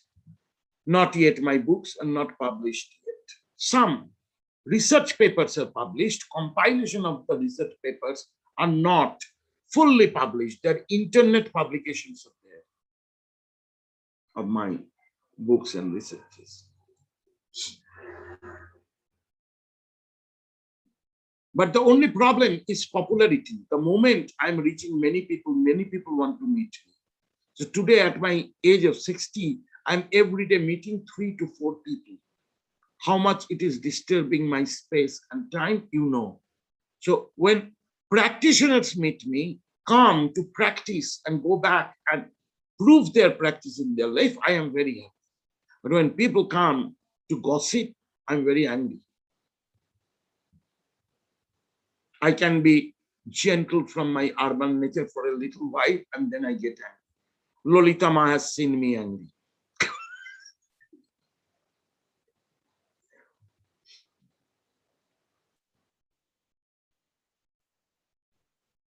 My students, of course, have seen me angry, very angry. So now the questions have started coming. The question by Sam is why the birthday of Gururinpoche, Padmasambhava in Indian and Tibetan traditions different. In Tibetan, they celebrated on July 19th. In India, they celebrated yesterday. Is a cultural difference or calendar difference? It's a calendar difference. Tibet follows moon calendar. Now I will say something very deep of yogic research. Those who follow moon calendar, they're mainly working with the moon channel. So their yogas are dependent on the moon. That is why the moon cycle dates are so important in Tantra. But whatever the sun practice, the moon channel practice is the Shakta practice. The sun channel practice is the Shaiva practice. In Buddhism, both has to be there. So very few do the sun channel practice also. So their astrological calendar will be, the year is divided according to solar months. And on it is the cusping of the lunar months and dates, lunar months and 28 days, sometimes less, because always a cycle of the moon is not exactly 24 hours, even less. So in the 16 plus 16, 30 days cycle, it is generally 28 days. So this 28 days into 12 is how much? And see the difference between the solar month of 365 days. That gaps joins slowly. And one time, Tibetan calendar gets 2 months. Have you not seen that, Sam? The Tibetan calendar has 2 months. This in the Indian system is also there. But the Indian system is the cusp of 3 in astrology: the moon, the sun, and the star. So the star is in the central channel. The moon, the star cycle works in our Shushama. The moon cycle works in our Ida. And sun cycle works in our Pingala. From their astrology, you will know the anthropological culture of a country. These are called researches going into depth. How? Inter-Western astrology is focused on your sun sign, isn't it? So what is the inter-Western characters? Theory and talking big things. In experience and practice, almost nil. There is a saying, if a Westerner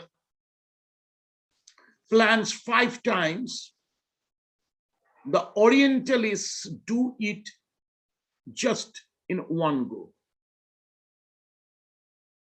Again, so much analytical checking up is not in India, because in India, the tradition, in India, China, Tibet, the tradition is what Guru is telling you, that is the ultimate truth, you swallow it. I am in between. I don't like people just follow me blindly. They have to use their own brains. And what they're listening to me, they should search it, find out for their own convenience, not blindly quoting me. They have to know the experiences to assert these researches. Experience is your ultimate tool, nothing else. This is why Chatral Rinpoche is to give so much importance to Indian oral traditions. Because Chatral Rinpoche has said, when I met him, that Chatral Rinpoche and his Guru Dujjam Rinpoche is to visit my second Guru, Baba Ramnath Aghori, to take the Indian direct method of yogas.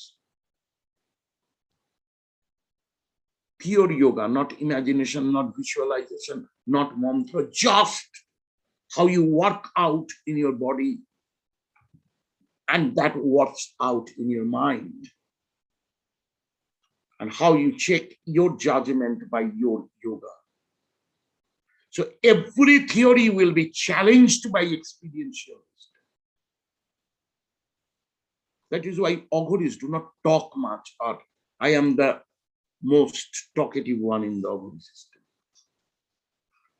And most of the Aghoris today, you see, they're only wearing, they choose to wear umbrella cloths. This is a satire for so-called Aghoris, means black colored robes, but they don't practice samadhi. If you are wearing black, you are practicing kaivalya samadhi to nirvikalpasamadhi. If you are not, then why are you wearing the black color? That's the understanding of the Natha system. Their robes are acknowledging their practices. Every accessories we take, the trident, the skull bowl, the damburu, the blowing horn, or the blowing bone, everything is one symbol of your practices. And if you are holding those things and cannot answer the practices behind there, then you are a fake one using these objects to convince you are a yogi to the world. You have to say teaching behind each. The yogi's appearance is truthful. What I practice is what I have silent gestures in me. This is Indian tradition, this inter-Tibetan tradition, but can be challenged. And if people do not challenge, they don't know why they are so funnily and queerly dressed up. What does that mean? Ramnath Aghori Baba, in his left leg was an iron shackle. There are many shackle Rinpoches in the Tibetan tradition also, Chakdudu Rinpoche, Chakta Rinpoche. They are all wearing shackles. What are shackles? Most of the people do not know. Ask any Tibetan tradition why they wear shackles. They are bound to promises and disciplines. The shackles will, in the part of the body, will say which are the disciplines and promises you are bound to. So what are your virtues? So there is an order called Janjirana. I don't know whether Lolita Ma has come across one in India. They wear a full armor of shackles. Like over 12 kg of iron shackles they wear and walk like jump, called Janjirana. It's a very particular tradition of Jalandharnath, Jalandharipa. So many. Chakta Rinpoche also used to be bound with shackles, and he used to be asked, and he used to say metaphorically, because I used to fly in sky, my wife bound me with chains. What he meant is wife is nature, life. His wife is life, who bound him to the grounded reality through his vows. So Agari Baba was asked, Ramnath Agari Baba, what you are wearing this shackle in his left? He said, oh, this is a leg calf. What wrong you have done that like a criminal you are wearing a cap? Baba laughed and said, this is my cap from my Guru. That is, I'm bound to grounded reality. I'm bounded with the promises of art. I'm not flying. I'm not enjoying my life. I'm sharing my life, the bondage of compassion. That is the perfection of that wisdom. I also had similarly taken such shackles. I've worn in my past life shackles. Nowadays, I don't like. Nowadays, I want to be just moved naked without anything. But that's very difficult for my life. I'm continuously with people. I cannot go to places where I am alone. But still, I sometimes go out absolutely naked. My near disciples know that. Whatever, Maitreyasangha presented me a shackle, a gold shackle from my left leg. And I said, in Indian tradition, wearing gold in feet is disrespecting Lakshmi. That is what you are doing. But Maitreyasangha, with whole love, gave it with a prayer in the head that you remain bound to us. Isn't it, darling? You know. And one day it fell apart. It is also in some pilgrimage, isn't it? I went to some pilgrimage and lost my shackle. Does it now say, I am liberated from it. The deity of the place has liberated me from my virtues. I want to be a perfect scoundrel. I don't want to remain in virtues anymore. But still, I live in my virtues. Some virtues have become like inherent practices that I'm not without it. So, Yama Niyama, without Yama Niyama, asana pranayama do not work. Patanjali didn't know about Tantra and Kriya Yoga, otherwise he would have mentioned Kriya Yoga. It's not mentioned. Patanjali and Nagarjuna are at the same time, one didn't know the other. Both their books are very prominent. They lived almost in the same place for some time. Both Nagarjuna and Patanjali lived in Mallikarjuna, that is in Andhra Pradesh. And Nagarjuna Konda is there, where he meditated, the waterfalls, in the cave behind the waterfalls. There's a secret cave behind the waterfall. From where the first Pragya Paramita scroll from a time machine, or from a time scroll, from a copper cascade was found by Nagarjuna, the manuscript of Subhuti's diary, kept as secret teachings of yoga by Buddha to Subhuti. Avesh. And when Nagarjuna asked, how did you get it? Nagarjuna said, Manasa, or the goddess of Kundalini, the snake mother, the snake Tara, has presented me the text. So when you see a Tibetan painting of Nagarjuna, he is with a five-hooded snake and he is receiving a text from the water rising the Nagatara or the serpent goddess and offering him the text. Yes, I can show you. No, it's not here immediately. You find out Nagarjuna image of the Tibetan lineage, you will see that story designed like that. So this Kundalini yoga made him remember his past. That is what he's meaning to say. And when he said, how you are sure, so sure, then he said, I was Subhuti in the time of Buddha. I am Muchalinda the Naga king. I've come back to regenerate the secret teachings.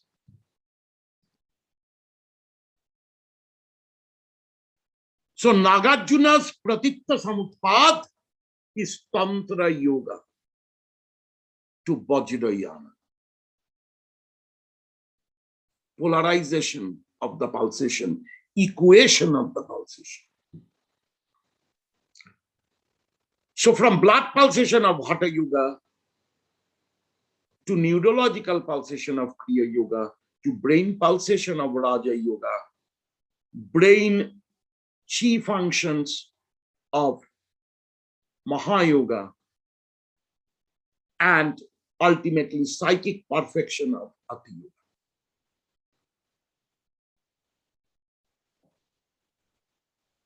This is the structure of the yogas. So Hatha Yoga is not meant for making your mind clean. Kriya Yoga is necessary to cleanse your emotions. Okay. San is now at Nagarjuna's original Pragya Paramita is still in Vikramshila Mahabharata in Tamil. Yes, true. Atisha, while going to Tibet, left some books in Nepal. Atisha is my ancestor, my forefather. I come from the blood lineage of Atisha and the family priest of Atisha.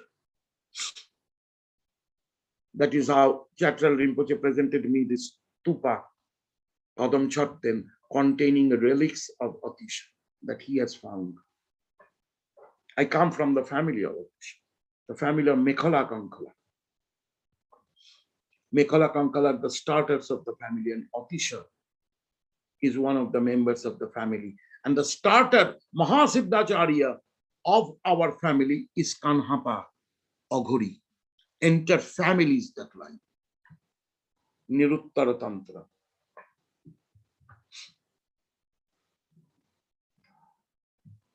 It's the Vajrayogini village of Dhaka.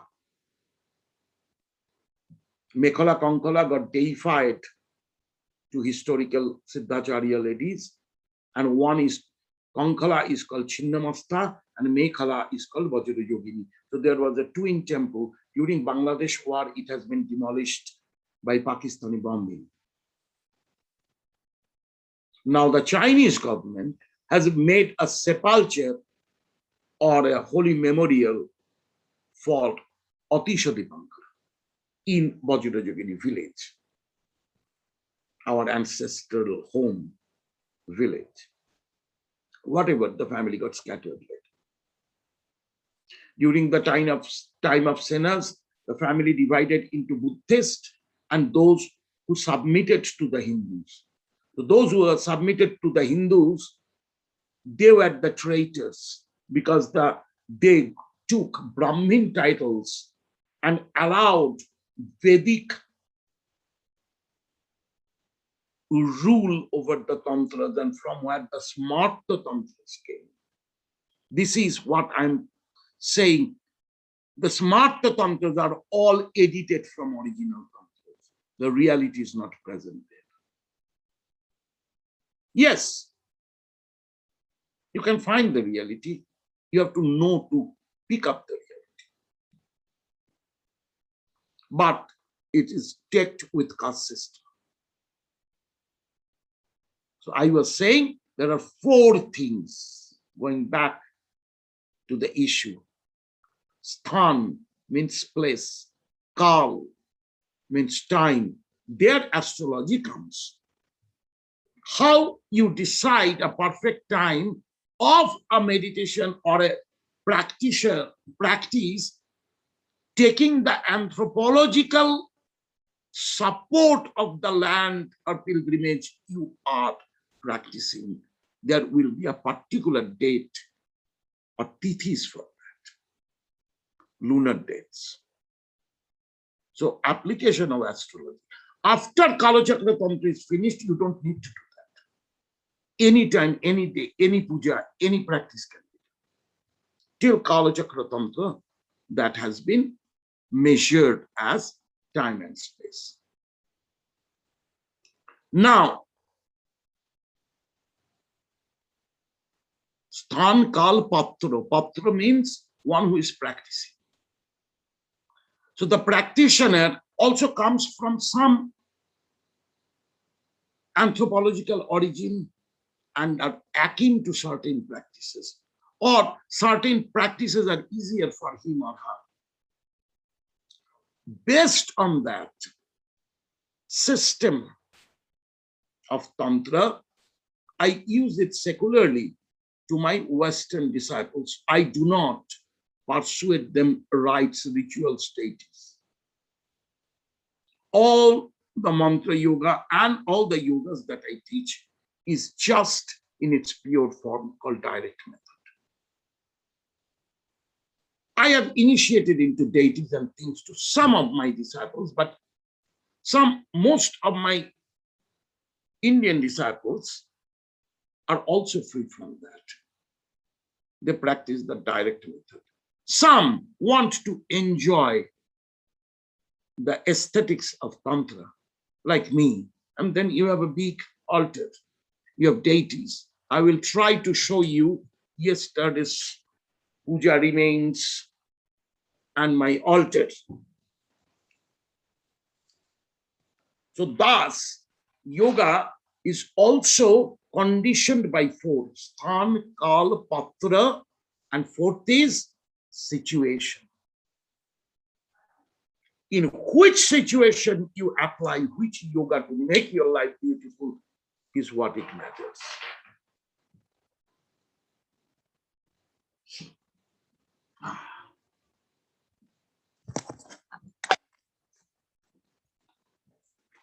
Now, this is my altar. Just a moment. I need to see myself whether you can see it or not. So in Shambhunatha's puja, Shambhunath is sitting in the center. In the left is Prajna Tara, or the wisdom Tara, and the right is Lord Buddha. And then there are the traditional Guru Padukas, and you can see Manasa, or the snake goddess, or snake Tara adorning the Padukas. This is where Kundalini ends up in the third eye. And then my heart practice is this. Ugratara in the center, with Vajra Barahi in left and Vajra Yogini in right. Under Vajra Yogini is Manjushri or Manju Ghosha. Under Vajra Barahi is Avalokiteshwara. Under Tara is a Mahakala or Vajrapani. And behind, under even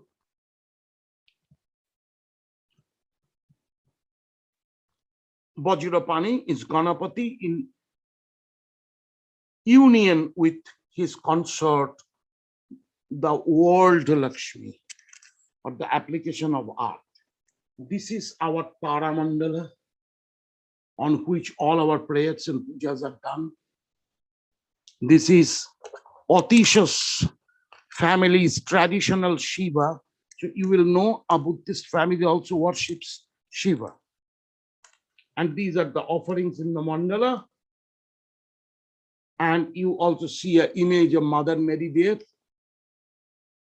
To me, Tara and Mary are not two things, because I have practiced Gnosticism, where Mother Mary is called the Mother of God.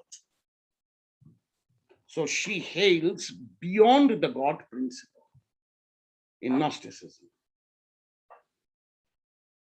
And Ma started her practice with me as a Gnostic. Then she came to Buddhist practices. Whatever.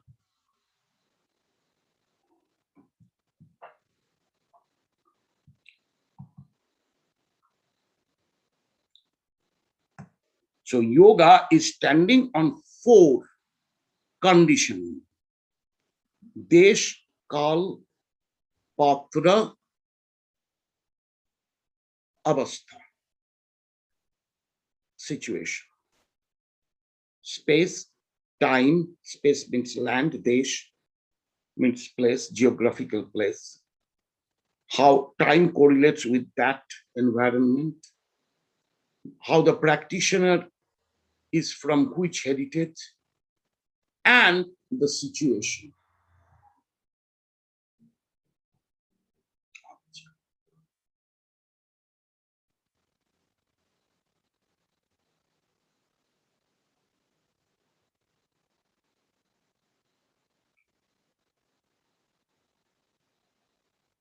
Ajasan, you have asked me, who is emanation of Gorakshpara? Oh, Baba, many people write these days like Ramnath Agori Baba was Okay, emanation of. it's true. It's not emanation. He's reincarnation of Gorakshpara. He uttered it in front of me also, in a very metaphoric line. When in the big congregation of the Nathas, where I unknowingly entered in Kalighat, in Aghat Chaturdashi, in Kalighat temple, Baba was doing a great Kanachakra Puja, and 64 yoginis were present there, Bhairavas and Bhairavis. I was initiated into Samrajya Yoga, Mano Yoga and Mahayana. I was 13-year-old. And when one Nath Guru asked, his name was Pagla Baba, that is how we knew him in Calcutta. What is full name? I don't know. He was an Aghori. That how did he end up here? And master, you are waiting for him. You are saying that a boy will come. And he said, this is a psychic mission. I have sent Kali to pull him. And it was true. I was traveling in a tram car in Calcutta, going to my private tutor. And I envisioned Kali standing in front of me, asking me to come to Kalighat for a very particular reason. And I ended up in Kalighat.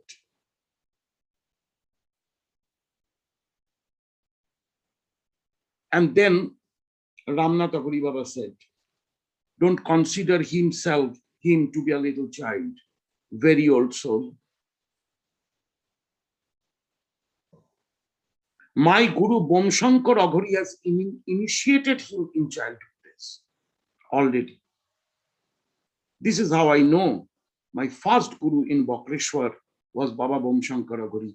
Many people have thought I am doing a false propaganda because their known timing is not matching. But I don't know who is he. If he is not Bomshankar Aghori, I have no problem.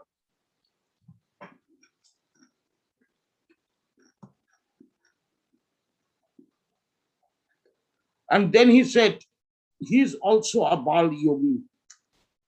And this young age, he has accomplished nirvikalpasamadhi. I am bringing him back to the structure and grounding him.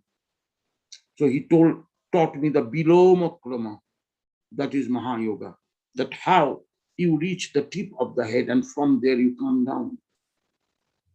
So while come down, how do you come down into the spine? And how in the spine is the total body.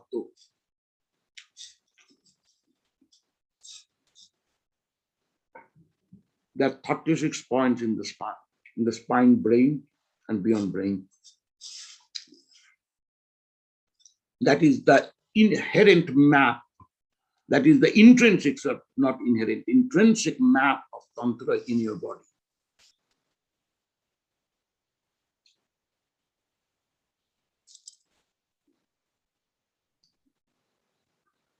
That time he said, it is a completion of Gorakhnath in the order of Sambhunath. And he didn't give me all attacks, names, anything. He just said, you have to find out the order of Sambhunath. You have to go to Tibet, touch my feet, and take a promise. I didn't know what is Tibet very much. In our age of 13, our school only said Tibet is the roof of the world. That is one chapter in geography. And that has nothing else into it. The best of Himalayan salts come from there. And they have yaks. Chapter closed. It's Kailash. No idea. I was so awestruck. I was saying yes, yes, yes. All these promises I did without knowing what I'm doing. It's a serious confession. But now I know where I am bound by shackles. He made me do it.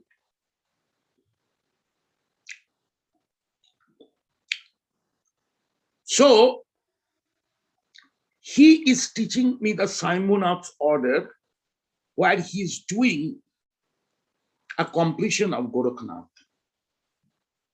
This I discussed with my Guru brothers, other disciples of Ramnath Ghori Baba, even Taginath Ghoriji and others, that what it should mean. Like he has spoken something. So I remember Taginath Ghori Baba, he stayed with me in my ashram also. One of the major disciples of Ramnath Ghori Baba said, he meant that he is Gorakshnath and he is going back through you into the Sambhunath order. So what is Sambhunath order?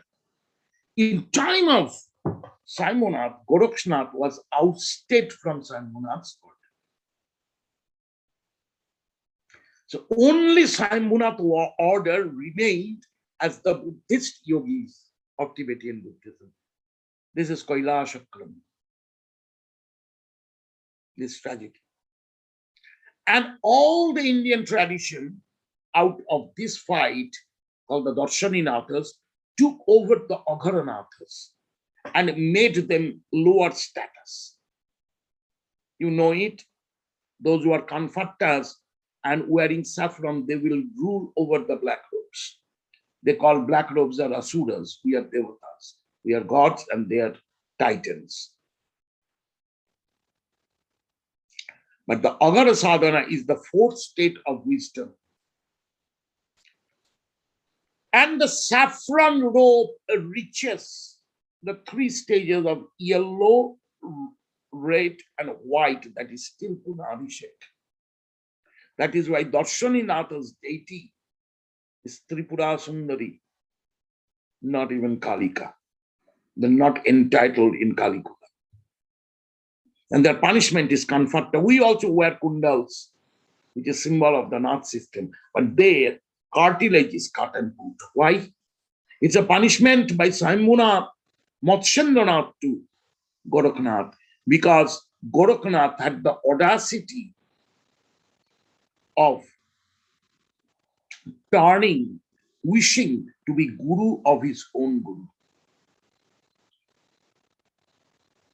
That is why in the dohas of Gorakhnath it is said, Abadhu, like he's teaching Matsyendranath, because Matsyendranath is Abadhu. Now the question is, who is teaching the Abadut? Abadut is one who has gone beyond. How dare you teach him? Who are you? Or he's competing with any other Abadut? That's the question.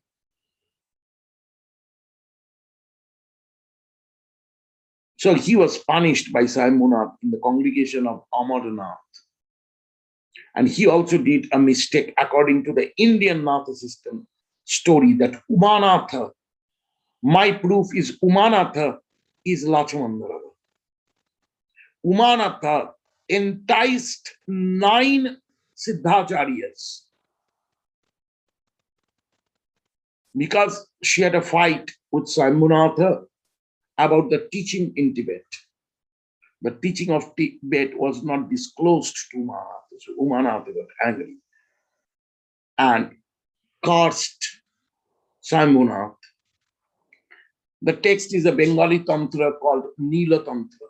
There it has been mentioned fully, the debate and the curse, that I will bring down in Tantra and end up your heritage.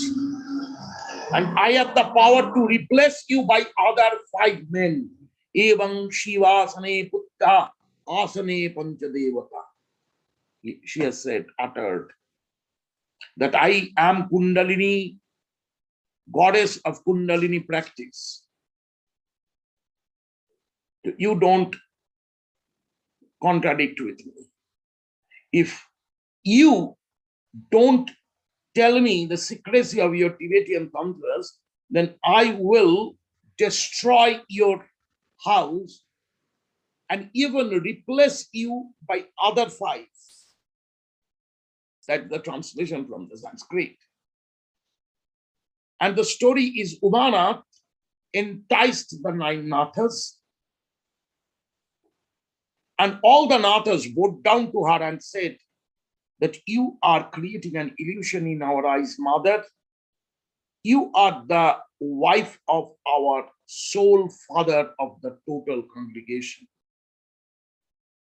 So we worship you as mother, so I cannot accept your temptation. But Goraknath got very angry because he was a bit baby. He was young among them. So he took his Chinta fire tongue and broke the pelvic girdle of Umanath by hitting her pelvic girdle.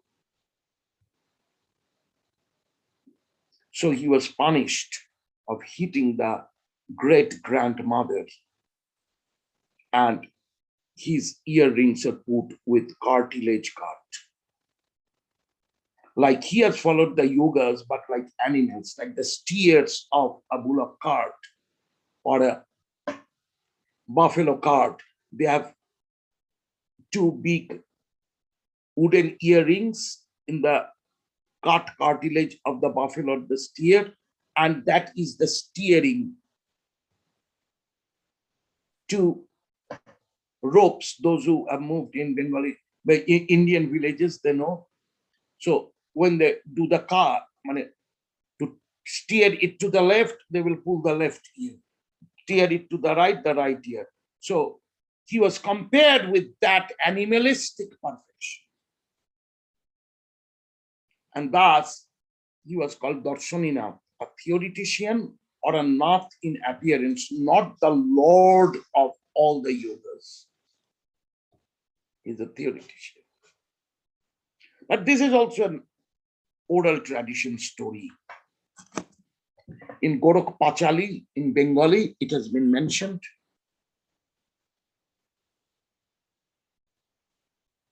There are many dohas of Goraknath where he is lamenting at the feet of the Guru. So we understand those dohas are after he got his eyes opened to understand what is Machchandana. Tantraloka text has a mention, a congregation where Shambhunath, Machchandanath, Chakulaka, Bhuti Raja, all are present in Kashmir. So these are from direct text. I quote from text. I do not quote from others' researches. I don't drink others' gargled water.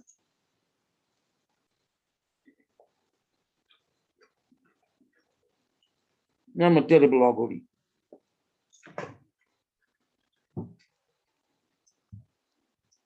In Aghori tradition, if you make a chilam in the Nath tradition, to the elder Nathas, they offer a chilam. But you never dare to put the fire there because they smoke their own fire. Fire is wisdom. So giving fire to an elder's chilam is giving fire, giving wisdom to an elder. They will not put fire on your chilam. Will give you the matchsticks or a fire, you light your own diya. It's tradition.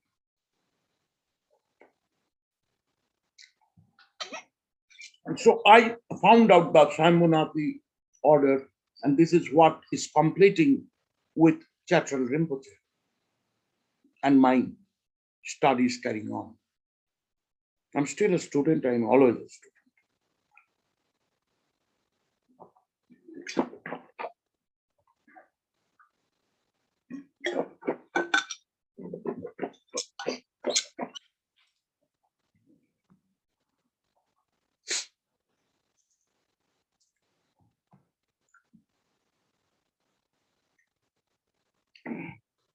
So any other question? Bom Shankar Agori, you have asked me, I have no idea. I've seen him once in my life, nothing else. I don't know anything about him.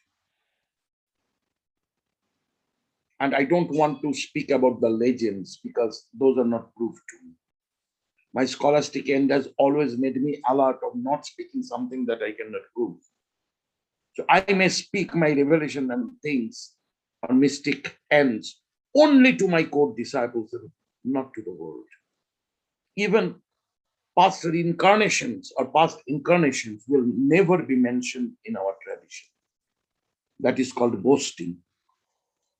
Of course, we have to say which lineage I come from, which is my practice, what are the texts. Of course, I have a right to challenge others and get challenged by others. I have no problem with that. But everything has to be within a respectable territory. Okay. Maitreyasangha is writing, Baba Padmasambhava was born in modern day Afghanistan. If it feels a topic,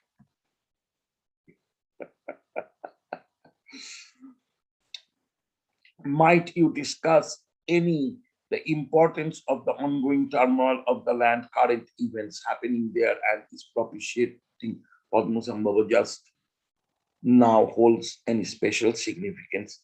There was a prophecy that is to me a significance. After 1200 years of me, quote and unquote, from Lotus Pond, when the end of the degenerated age, the very dark time will come, this holy land of Uddiyana will be witnessing a bloodbath. The colossal Buddhas will fall down.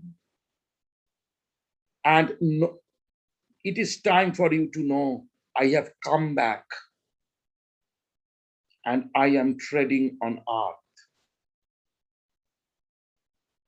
It is time of a renewal. This is a prophecy. So what is happening in Afghanistan is the high seat of Vajrayana massacred. So it is a prophecy. He said, when Tibet will lose its dharma in the hand of the non-believers, remember it is time for me to come back.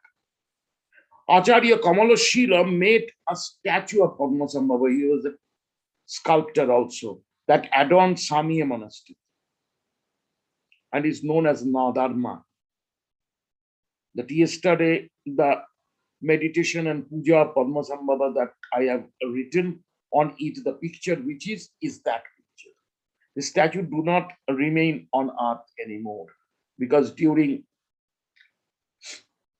so Padmasambhava empowered it with one of his dreadlocks inside the statue and said, it looks like me, it's similar. And he said, so long I will come back again, this statue will stand to protect him. It was broken down by the Red Army when Samya Monastery was bombarded. And Red Army broke it down. These are many prophecies that are there about it.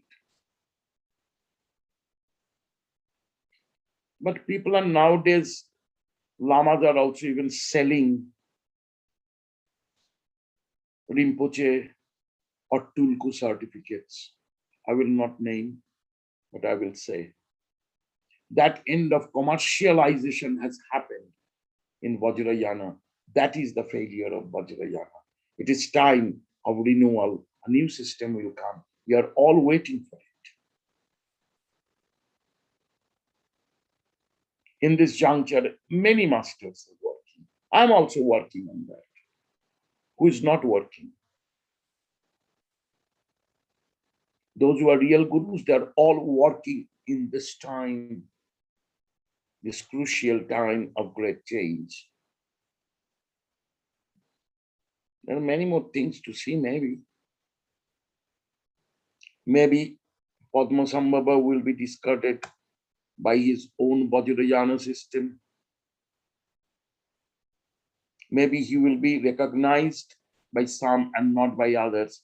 Maybe he will be recognized by everybody. Maybe he will be recognized by none. We don't. Nobody knows. I'm a simple human being. My total journey through last 16 lifetimes of Avadhuta, I'm searching what is the common wisdom, like common sense. What is the common spirituality? And I reached the common consciousness. I'm a common man. Adesh.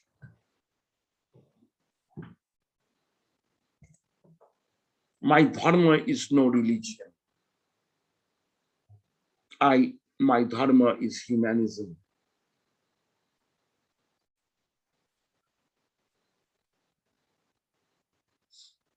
And I'm seeing this sad time, but I'm keeping myself aware that I don't get caught up by the sadness.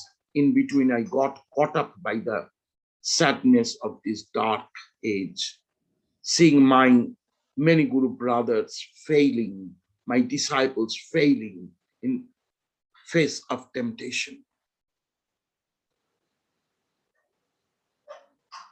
seeing the commercialization of dharma. This is the seeing the organized market. I'm hurt. I'm in pain. Even within my disciples, there was big falls among disciples that made me sad. So I'm caught up in the sadness for in between some 6 to 7 years. I've come out of it. But with that, I have lost the emotion of compassion. Now, to me, compassion is my job, no more my emotional impairment. I should confess that. I love to be alone. But wherever I am, even if I am alone, anybody who loves me will reach me in their heart, as well as I will reach their heart. This is my promise to my disciples.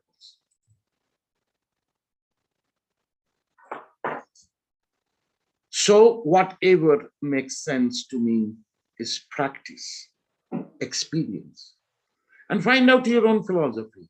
Why you have to be tamed in a thought process,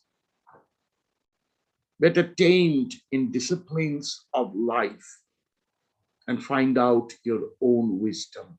Become an original Buddha by yourself. Everybody has that capability to do. But for that needs high diligence and obedience to an accomplished Guru.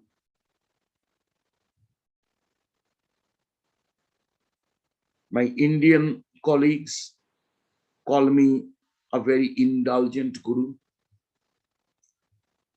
My Western disciples call me a very wrathful and cruel Guru. I've seen extreme comments about people about myself. Some call me orthodox and some call me I'm breaking the boundaries of do's and do nots. I don't care. I don't care means I don't have the capability to care their words. because I'm carrying my job and my virtue.